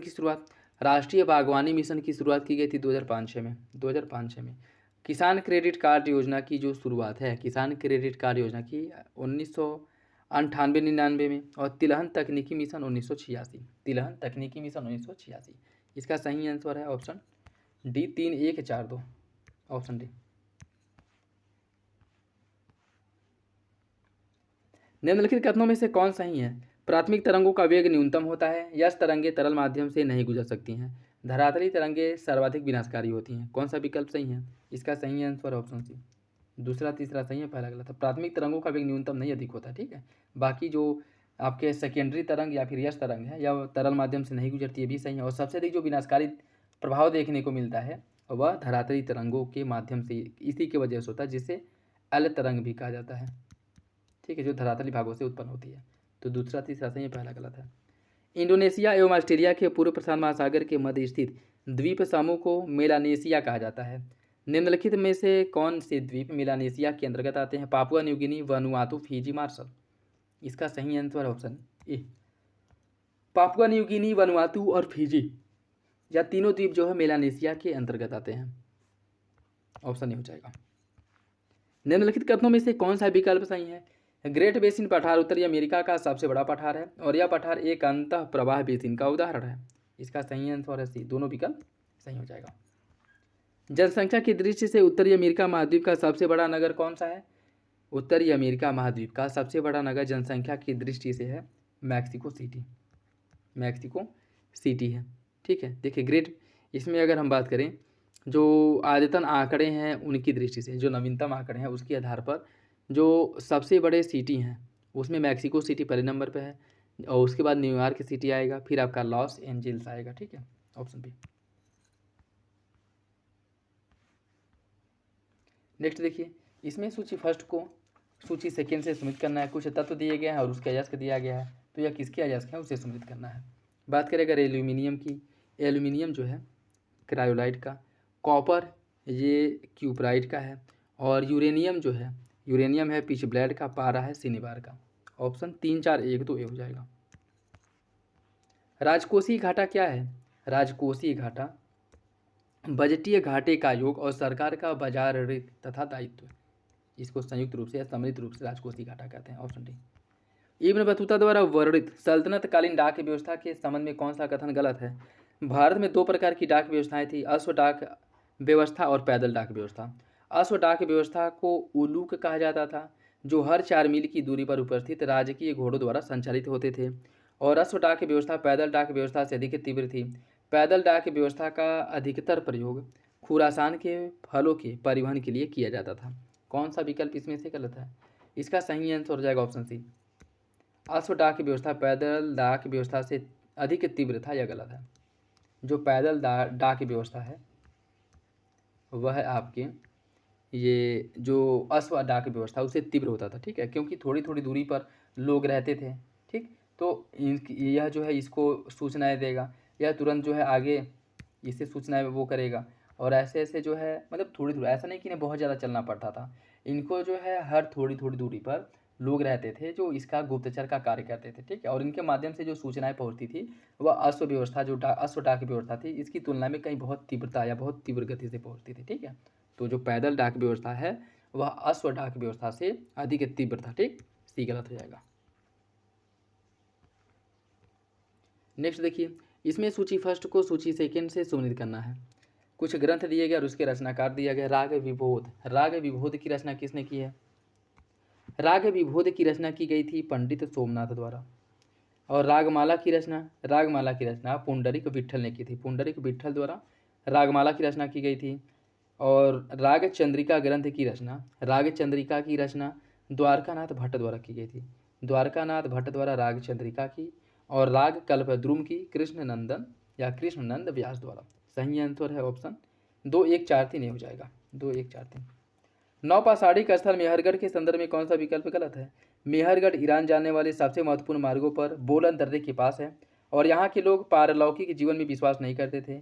यहाँ से कृषि के साथ साथ पशुपालन का साक्ष्य मिला है। यहाँ के लोग चौकोर और आयताकार घरों का निर्माण करते थे। कौन सा विकल्प गलत है? इसका सही आंसर है ऑप्शन बी। यहाँ के लोग पारलौकिक जीवन में विश्वास नहीं करते थे, यह गलत है, यह गलत है। मेहरगढ़ यहाँ के लोग पारलौकिक जीवन में विश्वास करते थे, और वहाँ पे इसके कुछ आपको साक्ष्य मिल जाएंगे कि जो मृतकों के साथ जो रोज़मर्रा की वस्तुएं हैं, जैसे बर्तन हो गया, अनाज हो गया, उसके साथ साथ पशु वगैरह हो गए, उनको भी दफनाया जाता था। क्यों? क्योंकि वो मानते थे कि पारलौकिक जीवन इस धरती के बाद जो है इसके आगे भी जीवन है, जहाँ पे उनको जीवन यापन करने के लिए इन जो दैनिक वस्तुएं हैं, दैनिक उपभोग की जो वस्तुएं हैं, इनकी आवश्यकता पड़ेगी। और यही वजह है कि बर्तन और उसके साथ साथ खाद्यान्न वस्तुएं, पशु, ये सब जो है उनके साथ दफनाए जाते थे। ठीक है, तो भी गलत हो जाएगा। निम्नलिखित पुरापाषाणिक स्थलों में कहाँ पर राख के अवशेष प्राप्त हुए हैं? राख के अवशेष प्राप्त हुए हैं कुरनूल गुफाओं में। ठीक है, ऑप्शन ए हो जाएगा। कुरनूल गुफा में राख के अवशेष पाए गए हैं और यह एक पुरापाषाणिक स्थल है। और कुरनूल गुफा है कहाँ पर? यह आपके आंध्र प्रदेश राज्य में स्थित है। ठीक है। निम्नलिखित नैनार संतों में उन संत को चिन्हित कीजिए जिनके माता पिता दोनों नैनार संत थे। सुंदरर, यार पगई, नेसा नैनार या फिर पुसलार। इसका सही आंसर क्या है? इसका सही आंसर है ऑप्शन ए, एक सेकेंड, जो सुंदरर है। हाँ, सुंदरर के माता पिता दोनों नैनार थे। ठीक, ऑप्शन ए हो जाएगा, दोनों नैनार थे। तो इसका सही आंसर हो जाएगा ऑप्शन ए। और नैनार अलवार की जो बात की गई है, जो शिव भक्त होते हैं, जो भगवान शिव की पूजा करते हैं, उनको कहा गया है नैनार। ठीक है। और अलवार जो भगवान विष्णु की पूजा करते हैं, उसको उनको अलवार कहा गया। ठीक है, तो दोनों याद रखिएगा, क्योंकि इससे ये फैक्ट वाले क्वेश्चन, तो फैक्ट वाले ज़्यादा गलत होने के चांस रहते हैं। ठीक है, और लास्ट समय में कन्फ्यूजन हो सकता है। तो नैनार, शिव भक्तों को नैनार कहा जाता था और विष्णु भक्तों को अलवार कहा जाता था। ऑप्शन ए हो जाएगा इसका। निम्नलिखित कथनों में से कौन सा विकल्प सही है? अब्दुल हामिद लाहौरी बादशाह नामा के लेखक हैं जो अब्दुल फजल के शिष्य थे। बादशाह शाहजहां ने उन्हें अकबरनामा के नमूने पर अपने शासन का इतिहास लिखने के लिए नियुक्त किया था। वृद्धावस्था के कारण लाहौरी शाहजहां के तीसरे दशक का इतिहास बादशाहनामा में नहीं लिख सके, जिसके बाद वे इतिहास मोहम्मद काजिम ने लिखा था। इसके बाद का इतिहास मोहम्मद काजिम ने लिखा। कौन सा विकल्प सही होगा? इसका सही आंसर ऑप्शन सी, पहला दूसरा सही है, तीसरा गलत है। पहला दूसरा सही है, तीसरा आपका गलत हो जाएगा। देखिए, इनके जो लाहौरी हैं, जो शाहजहां के तीसरे दशक के बारे में लिख रहे थे, यह जब लिखने में असमर्थ हो गए तो उसके बाद उसको पूर्ण करने का श्रेय जाता है मोहम्मद वारिस को, न कि मोहम्मद काजिम को। तीसरा गलत है, पहला दूसरा सही। 1857 के विद्रोह के लिए मुख्य भारतीय सेना उत्तरदायी थी। इस विद्रोह के पश्चात ब्रिटिश सरकार ने सेना पुनर्गठन की नीति नहीं बनाई और इस नीति में कुछ बदलाव किए गए थे। आपको बताना है कौन सा इस मामले में गलत है। 1861 की सेना सम्मिश्रण योजना के तहत कंपनी की यूरोपीय सेना सरकार को हस्तांतरित कर दिया गया। यूरोपीय और भारतीय सैनिकों के लिए एक साधारण सूत्र निर्मित किया गया जिसके अनुसार बंगाल प्रेसिडेंसी में उनका अनुपात 1:2 और मद्रास और बम्बई प्रेसिडेंसी में 1:4 कर दिया गया। मतलब एक ब्रिटिश सैनिक पर दो और 4 भारतीय सैनिक। यूरोपीय सैनिकों की संख्या 1857 के पहले जो 40,000 थी उसको बढ़ा करके 65,000 कर दिया गया और भारतीय सैनिकों की संख्या 1857 के पहले जो 2,38,000 थी इसको कम करके 1,40,000 कर दिया गया। कौन सा विकल्प इसमें से गलत है? इसका सही आंसर है ऑप्शन बी। ऑप्शन बी इसका गलत हो जाएगा। ठीक है, इसमें क्या कह रहा है कि यूरोपीय और भारतीय सैनिकों के लिए एक साधारण सूत्र निर्मित किया गया जिसके अनुसार बंगाल प्रेसिडेंसी में उनका अनुपात 1:2 और 4 मद्रास से बम्बई में 1:4 था। यह गलत हो जाएगा। ठीक है, देखिए इसके अंतर्गत जो है बंगाल में यूरोपीय और भारतीय सैनिकों का अनुपात 1:2, मद्रास और बम्बई प्रेसिडेंसी में 1:3 किया गया था, न कि 1:2। ठीक है, मद्रास और बम्बई प्रेसिडेंसी में इनका अनुपात 1:3 था। ठीक है, दूसरा गलत है। निम्नलिखित कथनों में से कौन सा विकल्प सही है? वायसराय रिपन एक सच्चा लोकतांत्रिक व्यक्ति था जिसकी झलक 1852 में उसके द्वारा लिखी गई पुस्तक इस युग का कर्तव्य में दिखाई पड़ता है। रिपन ने 1882 में घृणित भारतीय भाषा समाचार पत्र अधिनियम रद्द कर दिया किंतु समुद्र आयात शुल्क अधिनियम बनाए रखा और इसके अधीन डाकघर वालों को किसी भी स्थानीय भाषा में लिखे विद्रोहजनक लेखों को जब्त करने का अधिकार था। कौन सा कथन सही है? इसका सही आंसर ऑप्शन सी, दोनों विकल्प सही हो जाएंगे। दोनों विकल्प सही हैं। निम्नलिखित कथनों पर विचार कीजिए। कर्नल श्रीमैन को ठगों के विरुद्ध कार्रवाई करने के लिए नियुक्त किया गया और उनके अथक परिश्रम के बाद 1837 तक ठगों का अंत कर दिया गया। 1848 में कर्नल श्रीमैन लखनऊ के रेजिडेंट के पद पर आसीन हुए और अवध में कुशासन के विस्तृत विवरण सरकार को भेजे। वह अवध के ब्रिटिश साम्राज्य में विलय के पक्ष में थे। मध्य प्रदेश के कटनी जिले के एक गाँव का नाम सलीमनाबाद उनके सम्मान में रखा गया है। कौन सा विकल्प सही है? इसका सही आंसर है ऑप्शन बी। पहला दूसरा सही है, तीसरा इसका गलत हो जाएगा। ठीक है, तीसरा गलत है। तो सही आंसर क्या है? सही आंसर हो जाएगा आपका ऑप्शन बी। वहाबी आंदोलन के बारे में कौन सा विकल्प गलत है? रायबरेली के सैयद अहमद इस आंदोलन के प्रवर्तक थे जो दिल्ली के संत साहब वलीउल्लाह से अत्यधिक प्रभावित थे। सैयद अहमद इस्लाम में हुए सुधारवादी परिवर्तनों के हिमायती थे। वास्तव में यह एक मुस्लिम सुधार आंदोलन था। सैयद अहमद ने उत्तर पश्चिम कबायली प्रदेश में एक सिथाना चुना जो समस्त आंदोलन का केंद्र बना। एक स्थान, सिथान ने स्थान होगा यार, स्थान है, ठीक है। एक स्थान चुना जो समस्त आंदोलन का केंद्र बनाया गया। और भारत में इस आंदोलन का मुख्य केंद्र पटना था। हैदराबाद, मद्रास, बंगाल, उत्तर प्रदेश, बम्बई में इसकी शाखाएं खोली गई थी। कौन सा वहाबी आंदोलन के बारे में कौन सा कथन गलत है? इसका सही आंसर हो जाएगा ऑप्शन बी। बी गलत है, ठीक है, बी गलत हो जाएगा। देखिए इसमें अगर हम बात करें, अहमद जो सैयद अहमद हैं, इन्होंने इस्लाम में हुए सभी परिवर्तनों और सुधारों के विरुद्ध थे और वास्तव में वह हजरत मोहम्मद के काल के इस्लाम धर्म को पुनः स्थापित करना चाहते थे और उनका उद्देश्य था कि दारुल हर्ब को दारुल इस्लाम बनाना। दारुल हर्ब जो है उसको दारुल इस्लाम में कन्वर्ट करना।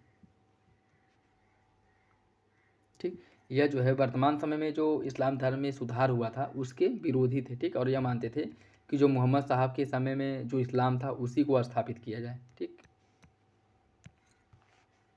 कृषि, सहकारिता और उद्योगों के लिए एक अखिल भारतीय सेवा का गठन करने की सिफारिश किसने की थी? इसकी सिफारिश की गई थी सरकारी आयोग द्वारा 1983 में। ऑप्शन बी हो जाएगा। किस अनुच्छेद के अंतर्गत यह विशेष उपबंध किया गया है कि गोवा राज्य की विधानसभा में कम से कम 30 सदस्य होंगे? इसका उल्लेख जो किया गया है अनुच्छेद 371 आई, 371 आई में। ठीक है, ऑप्शन डी। केंद्रीय प्रशासनिक अधिकरण कैट के संबंध में कौन सा विकल्प सही है? यह एक संवैधानिक निकाय नहीं है। इसका स्थापना 1 नवंबर 1985 को किया गया और इस अधिकरण के सदस्य केवल प्रशासनिक क्षेत्र से होते हैं जिनकी नियुक्ति राष्ट्रपति करता है। कौन सा विकल्प सही है? इसका सही आंसर है ऑप्शन ए। ऑप्शन ए, पहला तीसरा सही है, दूसरा गलत है। ठीक है, दूसरा गलत क्यों है? क्योंकि दूसरा इसलिए गलत है, एक सेकेंड, हाँ देखिए इसका जो सही आंसर है वो हो जाएगा आपका ऑप्शन ए। ऑप्शन ए, देखिए केंद्रीय प्रशासनिक अधिकरण जो है, सॉरी इसमें क्या पूछा, असत्य पूछा है, गलत पूछा है। ठीक है, पहला और तीसरा या दोनों आपके गलत हैं। ठीक है, दूसरा सही हो जाएगा, दूसरा सही हो जाएगा क्योंकि कैट जो है केंद्रीय प्रशासनिक अधिकरण यह एक संवैधानिक निकाय है। ठीक है, यह एक संवैधानिक निकाय है जिसका उल्लेख जो है संविधान के अनुच्छेद 323 ए में किया गया। ठीक है, अनुच्छेद 323 ए में इसका उल्लेख देखने को मिलता है और 1 नवंबर 1985 को इसका स्थापना किया गया था और इसके पास न्यायिक और प्रशासनिक दोनों अधिकार होते हैं और इनकी नियुक्ति राष्ट्रपति करता है। केवल प्रशासनिक नहीं, न्यायिक अधिकार भी इनके पास होते हैं। ठीक है, तो ये भी गलत हो जाएगा। पहला तीसरा गलत है, दूसरा सही है। किस प्रख्यात न्यायविद वे संवैधानिक विशेषज्ञ ने प्रस्तावना को संविधान का परिचय पत्र कहा था? किसके द्वारा कहा गया था कि प्रस्तावना संविधान का परिचय पत्र है? कि A.N. पनकीवाला, V.N. Rao, K.M. Munshi या फिर ग्रेनविल ऑस्टिन? इसका सही आंसर क्या है? इसका सही आंसर है ऑप्शन ए। N.A. पनकीवाला ने कहा था कि प्रस्तावना संविधान का परिचय पत्र है। Option A. पंचायती राज पर गठित समितियों और उनके गठन वर्ष के बारे में कौन सा एक सही नहीं है? अशोक मेहता समिति 1977, GVK राव 1985, PK थुंगन 1988 और LM सिंधवी 1989। कौन सा विकल्प इसमें से गलत है? इसका सही आंसर हो जाएगा option D. Option D, LM Sindhvi समिति का जो गठन किया गया था, LM सिंधवी समिति का, वह 1989 नहीं 1986 में किया गया। ठीक है, 1986 में LM सिंधवी समिति का गठन किया गया था। Option D. निम्नलिखित में से कौन सा कथन ईश्वरचंद्र विद्यासागर के बारे में गलत है? उन्होंने बांग्ला वर्णमाला लिखी। वे संस्कृत के अध्ययन पर ब्राह्मण जाति के एकाधिकार के विरोधी थे। उन्होंने संस्कृत कॉलेज में पाश्चात्य चिंतन का अध्ययन प्रारंभ किया और वे परमहंस मंडली के संस्थापक सदस्यों में से एक थे। कौन सा विकल्प गलत है? इसका सही आंसर है ऑप्शन डी। ऑप्शन डी गलत हो जाएगा। ठीक है, बाकी तीनों विकल्प आपके सही हैं, ऑप्शन डी हो जाएगा। नेक्स्ट देखिए, इसमें सूची फर्स्ट को सूची सेकंड से सुमेलित करना है। अष्टाध्यायी की रचना किसने की थी? अष्टाध्यायी की रचना की गई थी पाणिनि द्वारा। ठीक है, महाभाष्य की रचना की थी पतंजलि ने। और प्रबुद्ध या प्रबंध चिंतामणि, यह प्रबुद्ध है, ठीक है। प्रबुद्ध चिंतामणि की रचना जो की गई थी मेरुतुंग द्वारा की गई थी। और परिशिष्ट पर्व या परिशिष्ट पर्वन की रचना की गई थी हेमचंद्र द्वारा। इसका सही आंसर है 3, 4, 2, 1 ऑप्शन है। अंग्रेजी सिखाने के लिए स्कूलों का जाल बिछा देने का विचार सबसे पहले ईस्ट इंडिया कंपनी के एक सिविल सेवक चार्ल्स ग्रांट के मन में आया और इन्हें भारत में आधुनिक शिक्षा का जन्मदाता माना जाता है। इसका सही आंसर क्या है? इसका सही आंसर ऑप्शन बी। कथन और कारण दोनों सही है, लेकिन आर्य की सही व्याख्या नहीं करता है। नेक्स्ट देखिए, इसमें कुछ समाचार पत्र और प्रकाशक। द पायनियर समाचार पत्र, इसका प्रकाशन जो है इसमें बताना है कौन सही सुमेलित है। पायनियर का महात्मा गांधी, नेशनल हेराल्ड जवाहरलाल नेहरू, स्वदेश वाहिनी चित्रण CR रेड्डी और फ्री हिंदुस्तान तारकनाथ दास। कौन सा विकल्प इसमें से सही है? इसका सही आंसर हो जाएगा ऑप्शन सी। दूसरा और चौथा सही है और पहला तीसरा गलत है। द पायनियर समाचार पत्र की बात करें तो इसका प्रकाशन किया गया था जॉर्ज एलन द्वारा, और स्वदेश वाहिनी समाचार पत्र का प्रकाशन के रामकृष्ण पिल्ले द्वारा किया गया था, ठीक है। बाकी दूसरा चौथा सही है। नेक्स्ट देखिए, इसमें सूची फर्स्ट को सूची सेकंड से सुमिलित करना है। सूची फर्स्ट को सूची सेकंड से सुमिलित करना है। कुछ मराठा सरदार दिए गए और संबंधित क्षेत्र, जैसे गायकवाड़, कहाँ के गायकवाड़ थे? गायकवाड़ जो है बड़ौदा के थे, और होलकर ये थे इंदौर के, भोसले नागपुर के थे, पेशवा पूना के थे। सही आंसर 1, 2, 3, 4 ऑप्शन है। नेक्स्ट देखिए, इसमें भी सूची फर्स्ट को सूची सेकंड से सुमिलित करना है। कुछ डेल्टा है और नदी। चापाकार डेल्टा का निर्माण कहाँ पे होता है? यह राइन नदी के तट पे जो है चापाकार डेल्टा का निर्माण हुआ है। पंजाकार डेल्टा का निर्माण, इस डेल्टा का निर्माण मिसिसिपी मिसौरी नदी के मुहाने पर हुआ है। ज्वारनदमुख डेल्टा का निर्माण हुआ है हडसन नदी के मुहाने पर, और दंताकार डेल्टा का निर्माण हुआ है टाइबर नदी के मुहाने पर। सही आंसर है ऑप्शन है 2, 4, 1, 3 ऑप्शन हो जाएगा। निम्नलिखित में से कौन सा विकल्प सही है? सुनामी एक दीर्घ तरंग है जो समुद्र तल के समानांतर विशाल तरंगों के रूप में संचरित होता है, परंतु खुले सागरों में इन तरंगों की अधिकतम ऊंचाई 1 मीटर होती है। 2004 में इंडोनेशिया के सुमात्रा द्वीप के तट पर आई भयंकर सुनामी हिंद महासागर की तली में बर्मी प्लेट के भारतीय प्लेट के नीचे छेपड़ के परिणामस्वरूप उत्पन्न हुआ था। कौन सा विकल्प सही है? इसका सही आंसर है ऑप्शन है, पहला सही है, दूसरा गलत है, ठीक है। देखिए, इंडोनेशिया के सुमात्रा द्वीप पर जो 26 दिसंबर 2004 को हिंद महासागर में उत्पन्न सुनामी लहरें भारतीय प्लेट के वर्मा प्लेट के नीचे छेपड़ के परिणामस्वरूप उत्पन्न हुआ था, ठीक है। जो भारतीय प्लेट है के तट पर आई भयंकर सुनामी हिंद महासागर की तल में बर्मा प्लेट, देखिए बर्मा प्लेट जो है इसके बर्मा प्लेट के नीचे भारतीय प्लेट के छेपड़ होने से यह सुनामी आया था, न कि भारतीय प्लेट के नीचे बर्मा प्लेट के, ठीक है। तो पहला सही, दूसरा गलत। निम्नलिखित में से कौन सी महाद्वीपीय मेखला में स्थित ज्वालामुखी, मध्य महाद्वीपीय मेखला में स्थित कौन सी ज्वालामुखियाँ हैं? सेंट हेलेना, स्ट्रोम्बोली, कोह सुल्तान या फिर अरारात। इसका सही आंसर है ऑप्शन सी 2, 3, 4 स्ट्रोम्बोली, कोह सुल्तान और अरारात। बाकी सेंट हेलेना ये नहीं है, ठीक है। सही आंसर हो जाएगा आपका ऑप्शन सी सही है। सेंट हेलेना की अगर हम बात करें, यह कहाँ पे है? सेंट हेलेना आपके अटलांटिक मेखला के अंतर्गत आता है। ये अटलांटिक मेखला के अंतर्गत आता है। बाकी 2, 3, 4 जो है यह सभी मध्य महाद्वीपीय मेखला के अंतर्गत आते हैं। नेक्स्ट देखिए, इसमें सूची फर्स्ट को सूची सेकंड से सुनिश्चित करना है। कुछ पर्वत श्रृंखला है और उसकी सर्वोच्च बिंदु एलब्रुज की सर्वोच्च बिंदु है दायमाबंद, या कह सकते हैं कि इसकी सर्वोच्च चोटी दायमाबंद है। कॉकेसस की सर्वोच्च चोटी है एलब्रुज। ग्रेट डिवाइडिंग रेंज की सर्वोच्च चोटी है कोस्युस्को, और आल्पस की सर्वोच्च चोटी है माउंट ब्लैक। सही आंसर है ऑप्शन ए 4, 3, 2, 1 ऑप्शन ए। कृत्रिम वर्षा हेतु सिल्वर आयोडाइड प्रविधि के संबंध में कौन सा विकल्प गलत है? 1946 ईस्वी में वी वानगुट ने सिल्वर आयोडाइड प्रविधि द्वारा कृत्रिम वर्षा हेतु प्रयास किया। सिल्वर आयोडाइड को इन मेघों पर छिड़कने के पूर्व एसीटोन नामक अत्यधिक ज्वलनशील तरल पदार्थ के साथ गर्म किया जाता है। कृत्रिम वर्षा की यह प्रविधि अत्यंत महंगी होती है और इस प्रविधि का प्रयोग केवल उन्हीं मेघों में प्रभावकारी है जिनमें प्राकृतिक रूप से वृष्टि की संभावना विद्यमान हो। कौन सा विकल्प गलत है? इसका सही आंसर हो जाएगा ऑप्शन सी। कृत्रिम वर्षा की यह प्रविधि अत्यंत महंगी है, यह आपका गलत हो जाएगा, ठीक है। बाकी जो विकल्प है वो सभी आपके सही हैं, ठीक। ऑप्शन सी इसका गलत हो जाएगा। देखिए कृत्रिम वर्षा की सिल्वर आयोडाइड विधि यह अपेक्षाकृत कम महंगी है। ठीक है, अपेक्षाकृत कम महंगी है। निम्नलिखित में से कौन सा अनुच्छेद उच्चतम न्यायालय और उच्च न्यायालय को न्यायिक समीक्षा की शक्ति नहीं देता है? न्यायिक समीक्षा की शक्ति नहीं देता है। अनुच्छेद 138, ऑप्शन डी इसका सही हो जाएगा। ठीक है, देखिए अनुच्छेद 138 उच्च न्यायालय और उच्च न्यायालय को न्यायिक समीक्षा की शक्ति नहीं देता है। उच्चतम न्यायालय की जो अधिकारिता में वृद्धि से संबंधित है, अनुच्छेद 338 जो है, अनुच्छेद 138 या उच्चतम न्यायालय की अधिकारिता में वृद्धि से संबंधित है। बाकी जो न्यायिक समीक्षा की शक्ति प्रदान करता है उच्चतम न्यायालय और उच्च न्यायालयों को, इसके अंतर्गत अनुच्छेद 13, अनुच्छेद 32, अनुच्छेद 131, 132, 133, 134, 135 और 136, इन सभी अनुच्छेदों में जो न्यायिक समीक्षा है उसके उल्लेख किए गए हैं, या कह सकते हैं कि उसके तत्व देखने को मिलते हैं। ठीक है, इसका हो जाएगा डी। नीचे दिए गए मिट्टियों के कुछ प्रकार के संबंध में कौन सा विकल्प सही है? चैनोजम सर्वाधिक उपजाऊ मृदा है जो भूरभूरी मिट्टी है और इसमें सिंचाई की ज़्यादा जरूरत पड़ती है। चेस्टनट मिट्टी में ह्यूमस की मात्रा सबसे अधिक होती है क्योंकि मध्य अक्षांशीय पतझड़ वनों की पेटी में पाई जाती है। टेरारोसा मृदा में ह्यूमस का निर्माण ज़्यादा होता है परंतु जीवाणुओं द्वारा अधिक उपभोग से इसका मात्रा कम हो जाता है। सायरोजेम मृदा मध्य अक्षांशीय शुष्क मरुस्थल में पाई जाने वाली एक क्षारीय मृदा है। कौन सा विकल्प इसका सही है? इसका सही आंसर हो जाएगा ऑप्शन डी।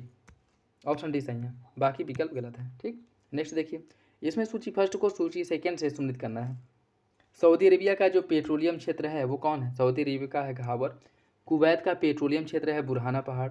और ईरान का जो पेट्रोलियम क्षेत्र है वो लाली, और उसके साथ लाली है, करमशाह है। और इराक का है किरकुक। और इराक के और जो पेट्रोलियम क्षेत्र कौन कौन? इराक के किरकुक, मोसूल, बसरा, तिकरित, ये सभी जो है इराक में स्थित पेट्रोलियम केंद्र है। ठीक है, सही आंसर हो जाएगा इसका ए। 1, 3, 2, 4। निम्नलिखित में से कौन सा कथन सही नहीं है? रूसवासी कज्जाक को खिरगिज नाम से संबोधित करते हैं ताकि वे यूरोपीय कॉस्कस से भिन्न लगे। चीन के सिकियांग और कजाकिस्तान में भी कज्जाक पाए जाते हैं। कज्जाक के तंबू क्रॉल कहलाते हैं। कज्जाक समानता मंगोलायड प्रजाति के हैं। कौन सा विकल्प गलत है? इसका सही आंसर है ऑप्शन सी। कज्जाक के तंबू को क्रॉल कहा जाता है, यह गलत है। ठीक है, कज्जाक के तंबू जो हैं इनको यूर्त कहा जाता है, यूर्त। ठीक है, और जो क्रॉल कहा जाता है यह मसाई जनजातियों का जो तंबू होता है उसे कहा जाता है। सी गलत है। फ्रांस के संदर्भ में कौन सा विकल्प गलत है? फ्रांस में निर्मित विश्व विख्यात शराब शैंपेन अंगूर से तैयार किया जाता है जिसका उत्पादन बोर्डो में होता है। फ्रांस का रेशमी वस्त्र उद्योग राइन घाटी में संकेंद्रित है। फ्रांस की स्थिर नदी इंग्लिश चैनल में गिरती है और पेरिस इसी के तट पर है। फ्रांस एक कृषि प्रधान देश है इसलिए इसे किसानों का देश कहा जाता है। कौन सा विकल्प गलत है? इसका सही आंसर है ऑप्शन ए। शैंपेन का उत्पादन फ्रांस के शैंपेन जिले में यहीं के उगाए गए अंगूर से होता है। ठीक है, और शैंपेन जो नाम है इसी जिले के नाम पर पड़ा है। ठीक, बोर्डो में नहीं बल्कि शैंपेन जिले में होता है। पहला गलत है, बाकी तीनों विकल्प सही हैं। निम्नलिखित हड़प्पाकालीन स्थलों में से कौन सा एक महाराष्ट्र में है? कौन सा महाराष्ट्र में है? देखिए दायमाबाद है महाराष्ट्र में। ठीक है, बाकी मांडा है आपके जम्मू कश्मीर में। राखी गढ़ी जो है ये आपके हरियाणा में है। आलमगीरपुर या मेरठ उत्तर प्रदेश में है। सभा का ऋग्वेद में 8 बार उल्लेख किया गया है, समिति का 9 बार। ऋग्वेद में सभा और समिति को प्रजापति की 2 पुत्रियां कहा गया है। कौन सा विकल्प सही है? इसका सही आंसर है ऑप्शन, एक सेकेंड, इसका सही आंसर ऑप्शन सी। पहला दूसरा सही है, तीसरा गलत है। ठीक है, तीसरा गलत क्यों है? क्योंकि जो सभा और समिति को प्रजापति की 2 पुत्रियां जो कहा गया है वह ऋग्वेद में नहीं अथर्ववेद में कहा गया है।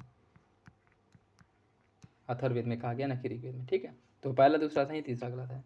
गुवाहाटी उच्च न्यायालय के न्यायिक अधिकार क्षेत्र के अंतर्गत निम्नलिखित में से कौन सा राज्य नहीं आता है? मेघालय, मिजोरम, अरुणाचल प्रदेश या फिर नागालैंड? इसका सही आंसर ऑप्शन है मेघालय नहीं आता है। ठीक है, बाकी मिजोरम, अरुणाचल प्रदेश, नागालैंड, मिजोरम, अरुणाचल प्रदेश, नागालैंड सभी जो है गुवाहाटी असम उच्च न्यायालय के अंतर्गत आते हैं। ऑप्शन है।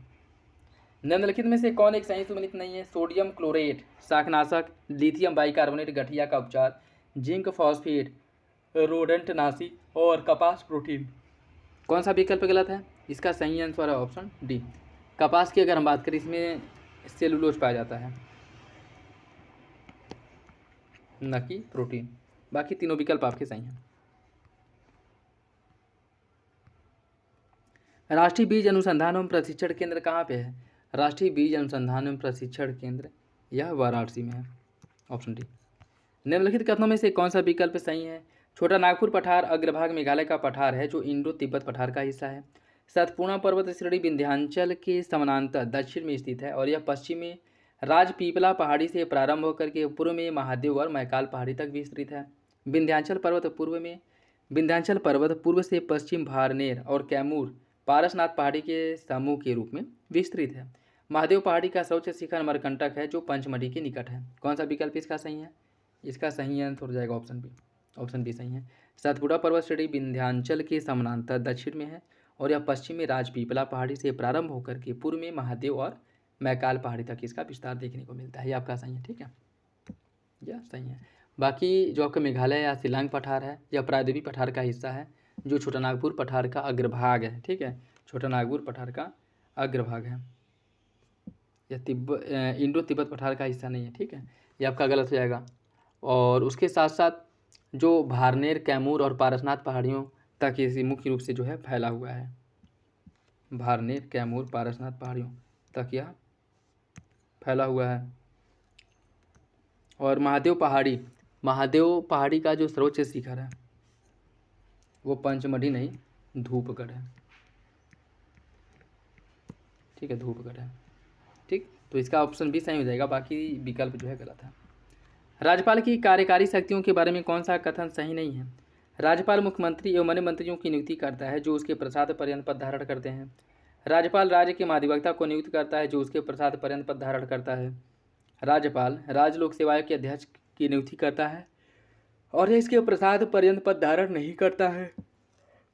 राज्यपाल राज्य निर्वाचन आयुक्त को नियुक्त करता है जो उसके प्रसाद पर्यंत पद धारण करता है। कौन सा विकल्प इसमें से गलत है? इसका सही आंसर है ऑप्शन डी। Option D.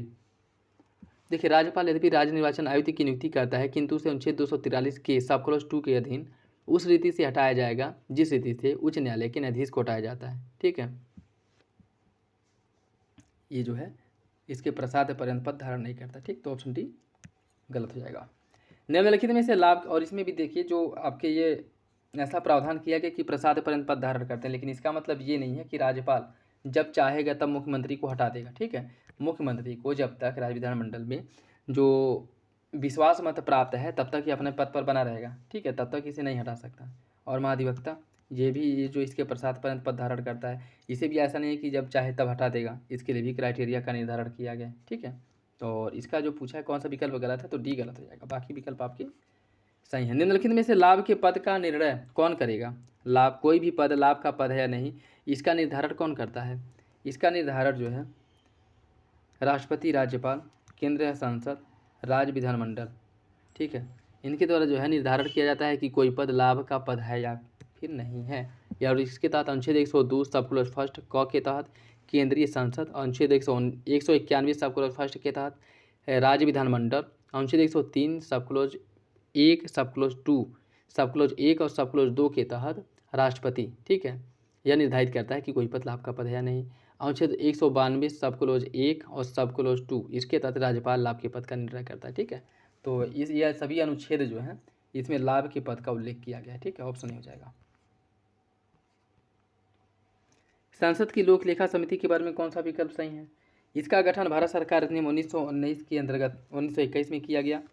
वर्तमान में इसमें 22 सदस्य हैं, लोकसभा से चुने जाते हैं जिनका कार्यकाल 1 वर्ष होता है, लोक लेखा। और समिति के अध्यक्ष की नियुक्ति लोकसभा अध्यक्ष द्वारा की जाएगी और 1967 से एक परंपरा चली आ रही है कि विपक्ष का ये दल से ही चुना जाएगा। कौन सा विकल्प इसका सही है? इसका सही आंसर ऑप्शन सी। पहला तीसरा सही है, दूसरा गलत है। क्यों? क्योंकि इसमें 22 सदस्य होते हैं लेकिन सभी लोकसभा से नहीं होते हैं, ठीक है। 15 सदस्य लोकसभा से होंगे और 7 सदस्य जो हैं राज्यसभा से होंगे, ठीक है। जो प्राक्कलन समिति है इसके सभी सदस्य लोकसभा से होते हैं। निम्नलिखित में से कौन सा विकल्प सही नहीं है? संसद में विश्वास प्रस्ताव प्रधानमंत्री या फिर उसकी मंत्रिपरिषद या उनमें से कोई एक सदस्य रख सकता है। लोकसभा में अविश्वास प्रस्ताव विपक्ष के किसी सदस्य द्वारा लाया जाता है। भारत के संविधान में अविश्वास प्रस्ताव का कोई उल्लेख नहीं है। लोकसभा में अविश्वास प्रस्ताव पारित हो जाए तो प्रधानमंत्री को त्यागपत्र दे देना चाहिए, यह भारतीय संविधान में स्पष्ट उल्लेख मिलता है। कौन सा विकल्प इसका सही नहीं है? इसका सही आंसर है option D. Option D. Option D इसका सही है। देखिए, लोकसभा में अविश्वास प्रस्ताव पारित होने का तात्पर्य है कि प्रधानमंत्री ने लोकसभा में अपना बहुमत खो दिया है और अब वह त्यागपत्र दे। ऐसा संविधान में कहीं उल्लेख नहीं मिलता है, लेकिन ऐसा माना जाता है कि लोकसभा में अगर अविश्वास प्रस्ताव पारित हो गया है तो इसका तात्पर्य है कि अपना विश्वास खो चुका है और इसका अब जो है अपना त्यागपत्र दे देना चाहिए। ठीक है, ऑप्शन डी।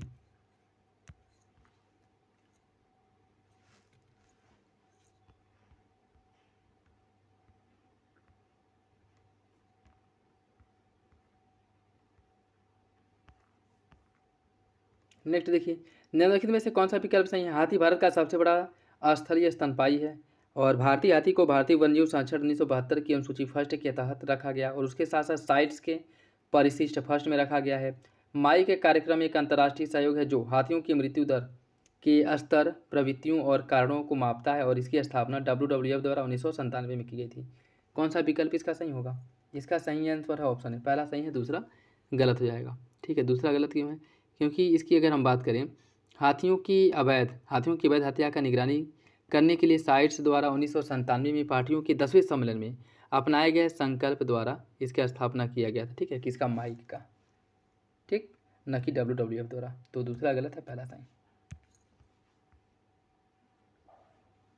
निम्नलिखित में से कौन सम्मिलित नहीं है? विधि द्वारा स्थापित प्रक्रिया लिया गया है जापान के संविधान से, राष्ट्रपति का निर्वाचन कनाडा के संविधान से, विधि का शासन ब्रिटेन का संविधान और राष्ट्रपति पर महाभियोग अमेरिका का संविधान। कौन सा विकल्प गलत है? इसका सही आंसर है ऑप्शन बी। राष्ट्रपति के निर्वाचन का प्रक्रिया, राष्ट्रपति के निर्वाचन की जो पद्धति है यह आयरलैंड से ली गई है, आयरलैंड से। बी गलत है।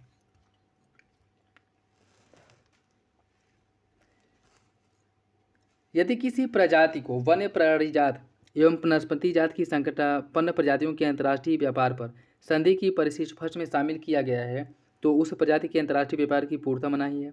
निकट भविष्य में वह प्रजाति वन क्षेत्र से विलुप्त हो जाने की अति उच्च जोखिम संभावना से ग्रस्त है। वह प्रजाति संकटग्रस्त नहीं है परंतु निकट भविष्य में हो सकती है। वह प्रजाति संकटग्रस्त है परंतु हाल के समय में उसकी संख्या तेजी से बढ़ी है। इसका मतलब क्या है? इसका मतलब है कि निकट भविष्य में वह प्रजाति वन क्षेत्र से विलुप्त हो जाने की उच्च जोखिम को संभावना से ग्रसित है। ठीक है, भी हो जाएगा। कार्बन कर के संदर्भ में कौन सा विकल्प गलत है? यह कार्बन डाइऑक्साइड के उत्सर्जन पर लगाया जाने वाला पर्यावरण कर है और फिनलैंड द्वारा सबसे पहले 1990 में लगाया गया था और भारत द्वारा 1 जुलाई 2010 को इसे लगाया गया था और कार्बन कर अर्थव्यवस्था पर सकारात्मक प्रभाव डालता है। कौन सा विकल्प इसका सही है? इसका सही आंसर है ऑप्शन डी। कार्बन कर अर्थव्यवस्था पर सकारात्मक नहीं नकारात्मक प्रभाव डालता है। ठीक है, ऑप्शन डी हो जाएगा। निम्नलिखित कथनों में से कौन सा विकल्प सही है? नदियों, झीलों और तालाबों के जल में अजैविक और जैविक पोषक तत्वों के सांद्रण में वृद्धि को सुपोषण कहते हैं। सुपोषण के परिणामस्वरूप जल में ऑक्सीजन की मात्रा में वृद्धि होती है और जलीय जैव विविधता में वृद्धि का मुख्य कारण है। यह कौन सा विकल्प सही है?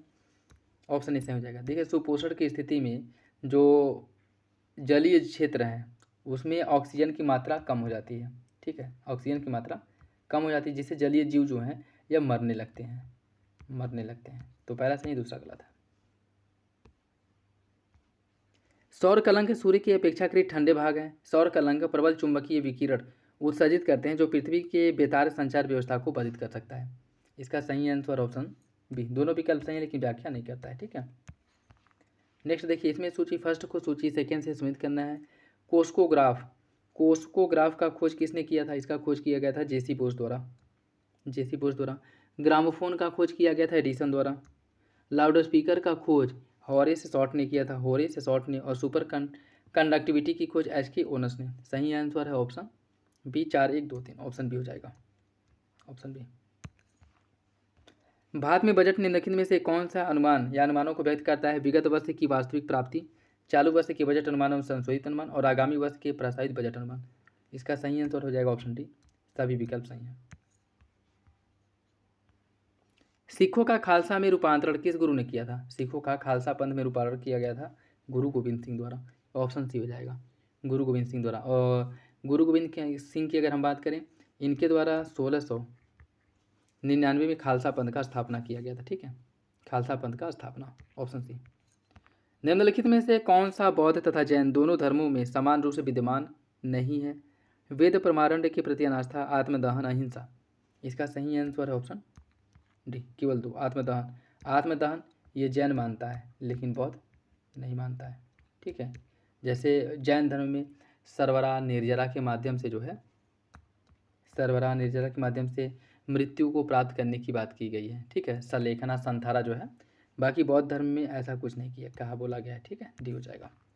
निम्नलिखित में से कौन सा विकल्प सही नहीं है?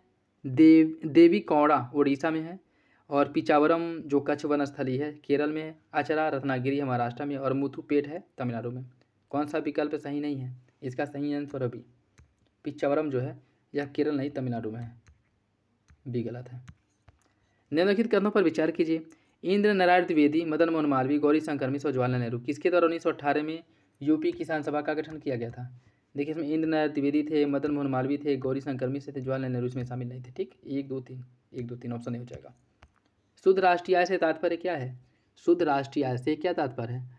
शुद्ध राष्ट्रीय आय से तात्पर्य है मूल्य रहित सकल राष्ट्रीय आय, अवमूल्यन रहित सकल राष्ट्रीय आय, अर्थात जो राष्ट्रीय आय है,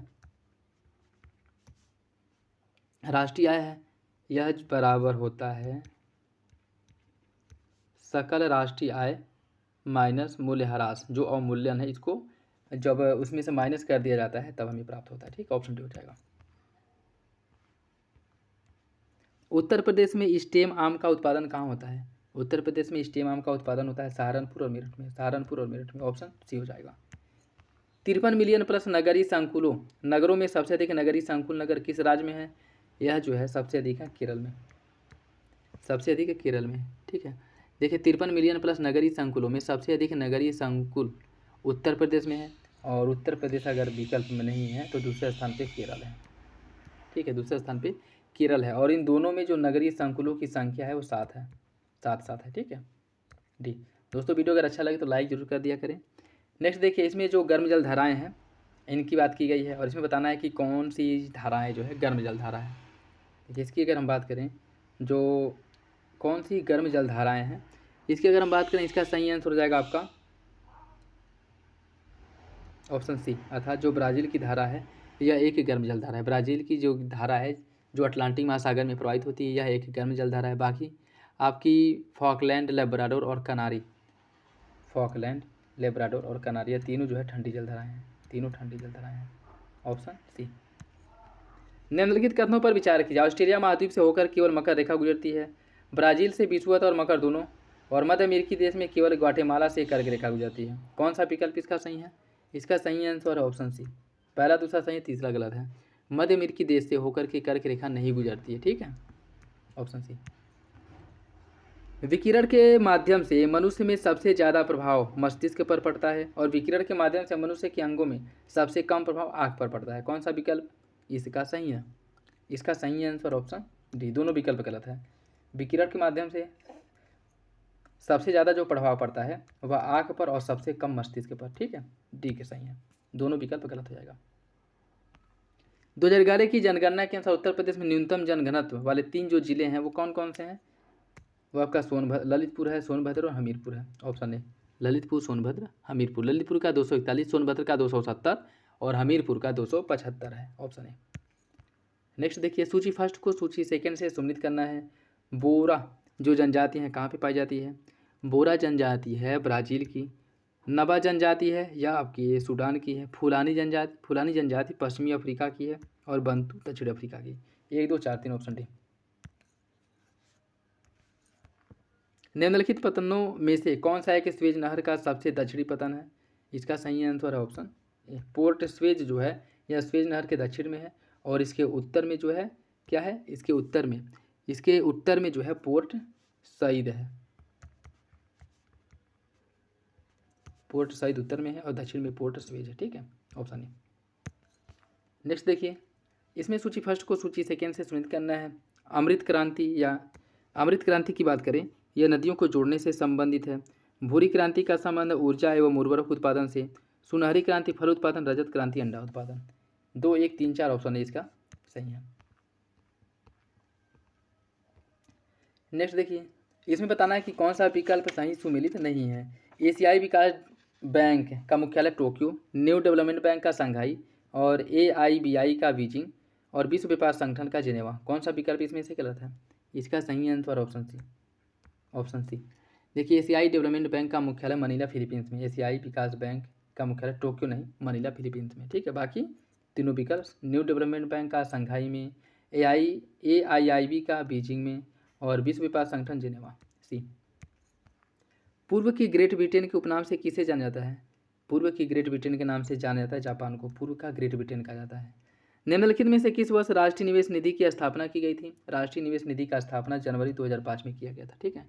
जनवरी 2005 में इसका स्थापना किया गया था। एक मंत्री जो किसी राज्य विधानमंडल का सदस्य नहीं है उसे कितने दिनों के अंदर अनिवार्य रूप से किसी एक सदन का सदस्य बनना होगा?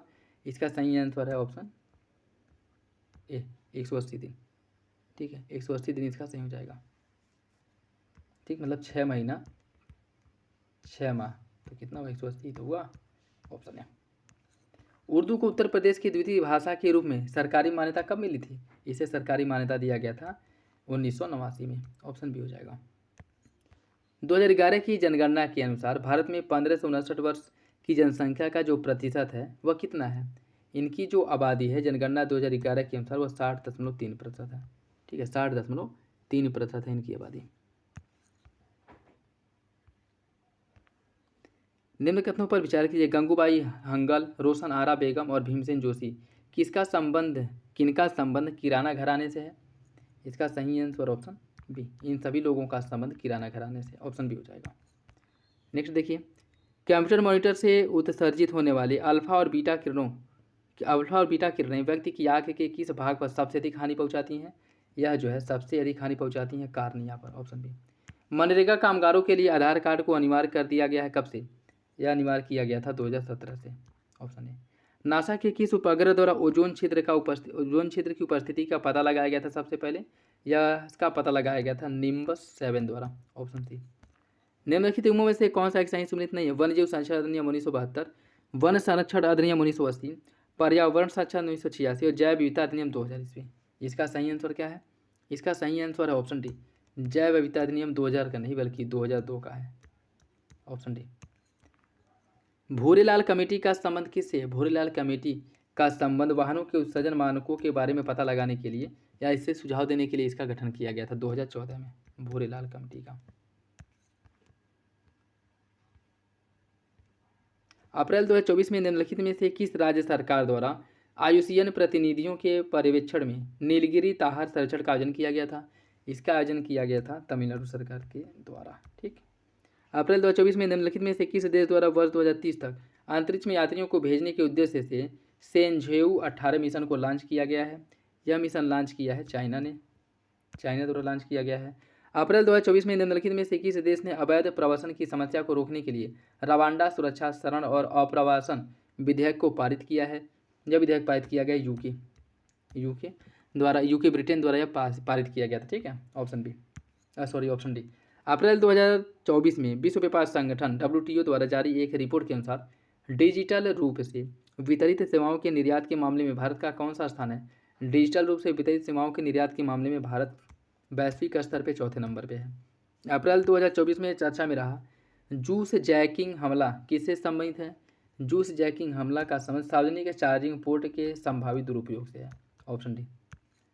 अप्रैल 2024 में मातावरी पेरा प्रसाद और रिगनई पचरा वस्त्रों को GI टैग दिया गया। यह किस राज्य से संबंधित है? यह त्रिपुरा के वस्त्र हैं जिनको हाल ही में GI टैग दिया गया, मतलब अप्रैल 2024 में, डी हो जाएगा। अप्रैल 2024 में केंद्र सरकार द्वारा अडानी ग्रुप के बिझिंगम पोर्ट को भारत के पहले ट्रांसशिपमेंट पोर्ट के रूप में संचालित करने की अनुमति दी गई है। यह पोर्ट किस राज्य में स्थित है? यह पोर्ट है केरल में है, ऑप्शन इसका सही हो जाएगा। अप्रैल 2024 में निम्नलिखित में से किस देश द्वारा रूसी लैसेंट जैसे दिखने वाले हमलावर ड्रोन का परीक्षण किया गया है? इसका परीक्षण किया था ईरान ने इसका परीक्षण किया था, ऑप्शन बी सही हो जाएगा। अप्रैल 2024 में भारतीय मूल की किस महिला को ब्रिटेन के प्रतिष्ठित टर्नल पुरस्कार के लिए नामित किया गया था? ब्रिटेन के टर्नल पुरस्कार के लिए नामित किया गया है जसलीन कौर को, ऑप्शन सी, जसलीन कौर को। अप्रैल 2024 में निम्नलिखित में से किस देश की संसद द्वारा समलैंगिक संबंध को अपराध ठहराने वाला एक विधेयक पारित किया गया है? इसका सही आंसर ऑप्शन बी, इराक द्वारा। अप्रैल 2024 में निम्नलिखित में से किसके द्वारा AI संचालित डिजिटल स्वास्थ्य प्रमोटर साराह जो smart AI resource assistant for health, इसका संचालन किया गया है? इसका संचालन किया है WHO ने। Option A. अप्रैल 2024 में निम्न अफ्रीकी देशों में से किस एक ने सूखे के कारण राष्ट्रीय आपदा घोषित किया था? इसका सही आंसर ऑप्शन डी, जिम्बाब्वे ने। और यहाँ की सरकार ने वो एडवाइजरी जारी किया था कि जो राष्ट्रीय उद्यान में हाथी वगैरह हैं और फिर से जो जिराफ जो हैं इनको मार करके इनको खाया जाए। ठीक है, एडवाइजरी जारी किया गया था। क्यों? क्योंकि जो है सूखा पड़ने के कारण। ठीक, तो इसमें बहुत ज़्यादा चर्चा में था। ऑप्शन डी हो जाएगा। अप्रैल 2024 में निम्नलिखित में से कौन विप्रो लिमिटेड के नए मुख्य कार्यकारी अधिकारी CEO नियुक्त किए गए हैं? विप्रो लिमिटेड का नया अधिकारी CEO नियुक्त किया गया है श्रीनिवास पिल्लई को। अप्रैल 2024 में निम्नलिखित में से किसे विश्व बैंक के आर्थिक सलाहकार पैनल का सदस्य बनाया गया है? यह बनाया गया है राकेश मोहन को। ऑप्शन बी हो जाएगा, ऑप्शन बी। अप्रैल 2024 में युद्ध की दृष्टि से भारतीय वायुसेना की तैयारी के परीक्षण के उद्देश्य से गगन शक्ति 2024 का अभ्यास का आयोजन कहाँ किया गया था? इसका आयोजन किया गया था पोखरण राजस्थान में। Option C. अप्रैल 2024 में निम्नलिखित में से किस देश द्वारा बिम्स्टेक चार्टर को स्वीकृति दी गई है? बिम्स्टेक चार्टर को स्वीकृति दी गई है नेपाल द्वारा। नेपाल ने इसे अनुमति दी। ऑप्शन डी हो जाएगा। अप्रैल 2024 में निम्नलिखित में से किसने एसोचैम समूह के नए अध्यक्ष के रूप में पदभार ग्रहण किया है? इसका पदभार ग्रहण किया है संजय नायर ने। Option B. अप्रैल 2024 में विश्व भविष्य ऊर्जा शिखर सम्मेलन 2024 का आयोजन कहाँ किया गया था? इसका आयोजन अबू धाबी में हुआ था। ऑप्शन डी, अबू धाबी में इसका आयोजन किया गया था। ठीक, नेक्स्ट। अप्रैल 2024 में निम्नलिखित में से कौन सा देश के नौसेना अध्यक्ष नियुक्त किए गए हैं? भारत का नया नौसेना अध्यक्ष 2024 अप्रैल 2024 में नियुक्त किया गया था। किसको? यह वाइस एडमिरल दिनेश के त्रिपाठी को। नेक्स्ट देखिए आज का लास्ट क्वेश्चन। अप्रैल 2024 में नलिनी प्रभात निम्नलिखित में से किसके महानिदेशक नियुक्त किए गए हैं? इन्हें नियुक्त किया गया है NSG का महानिदेशक। Option C. तो ये था आज का last question. I hope video आप लोगों को अच्छा लगा होगा। वीडियो पसंद है तो लाइक करिए और चैनल पर नए हैं तो सब्सक्राइब कर ले, जिससे कि एग्जाम के पॉइंट ऑफ व्यू से जो भी इंपॉर्टेंट मटेरियल है वो आप लोगों को प्रोवाइड कराया जा सके। तो चलिए मिलते हैं अगली वीडियो में, तब तक के लिए धन्यवाद। जय हिंद।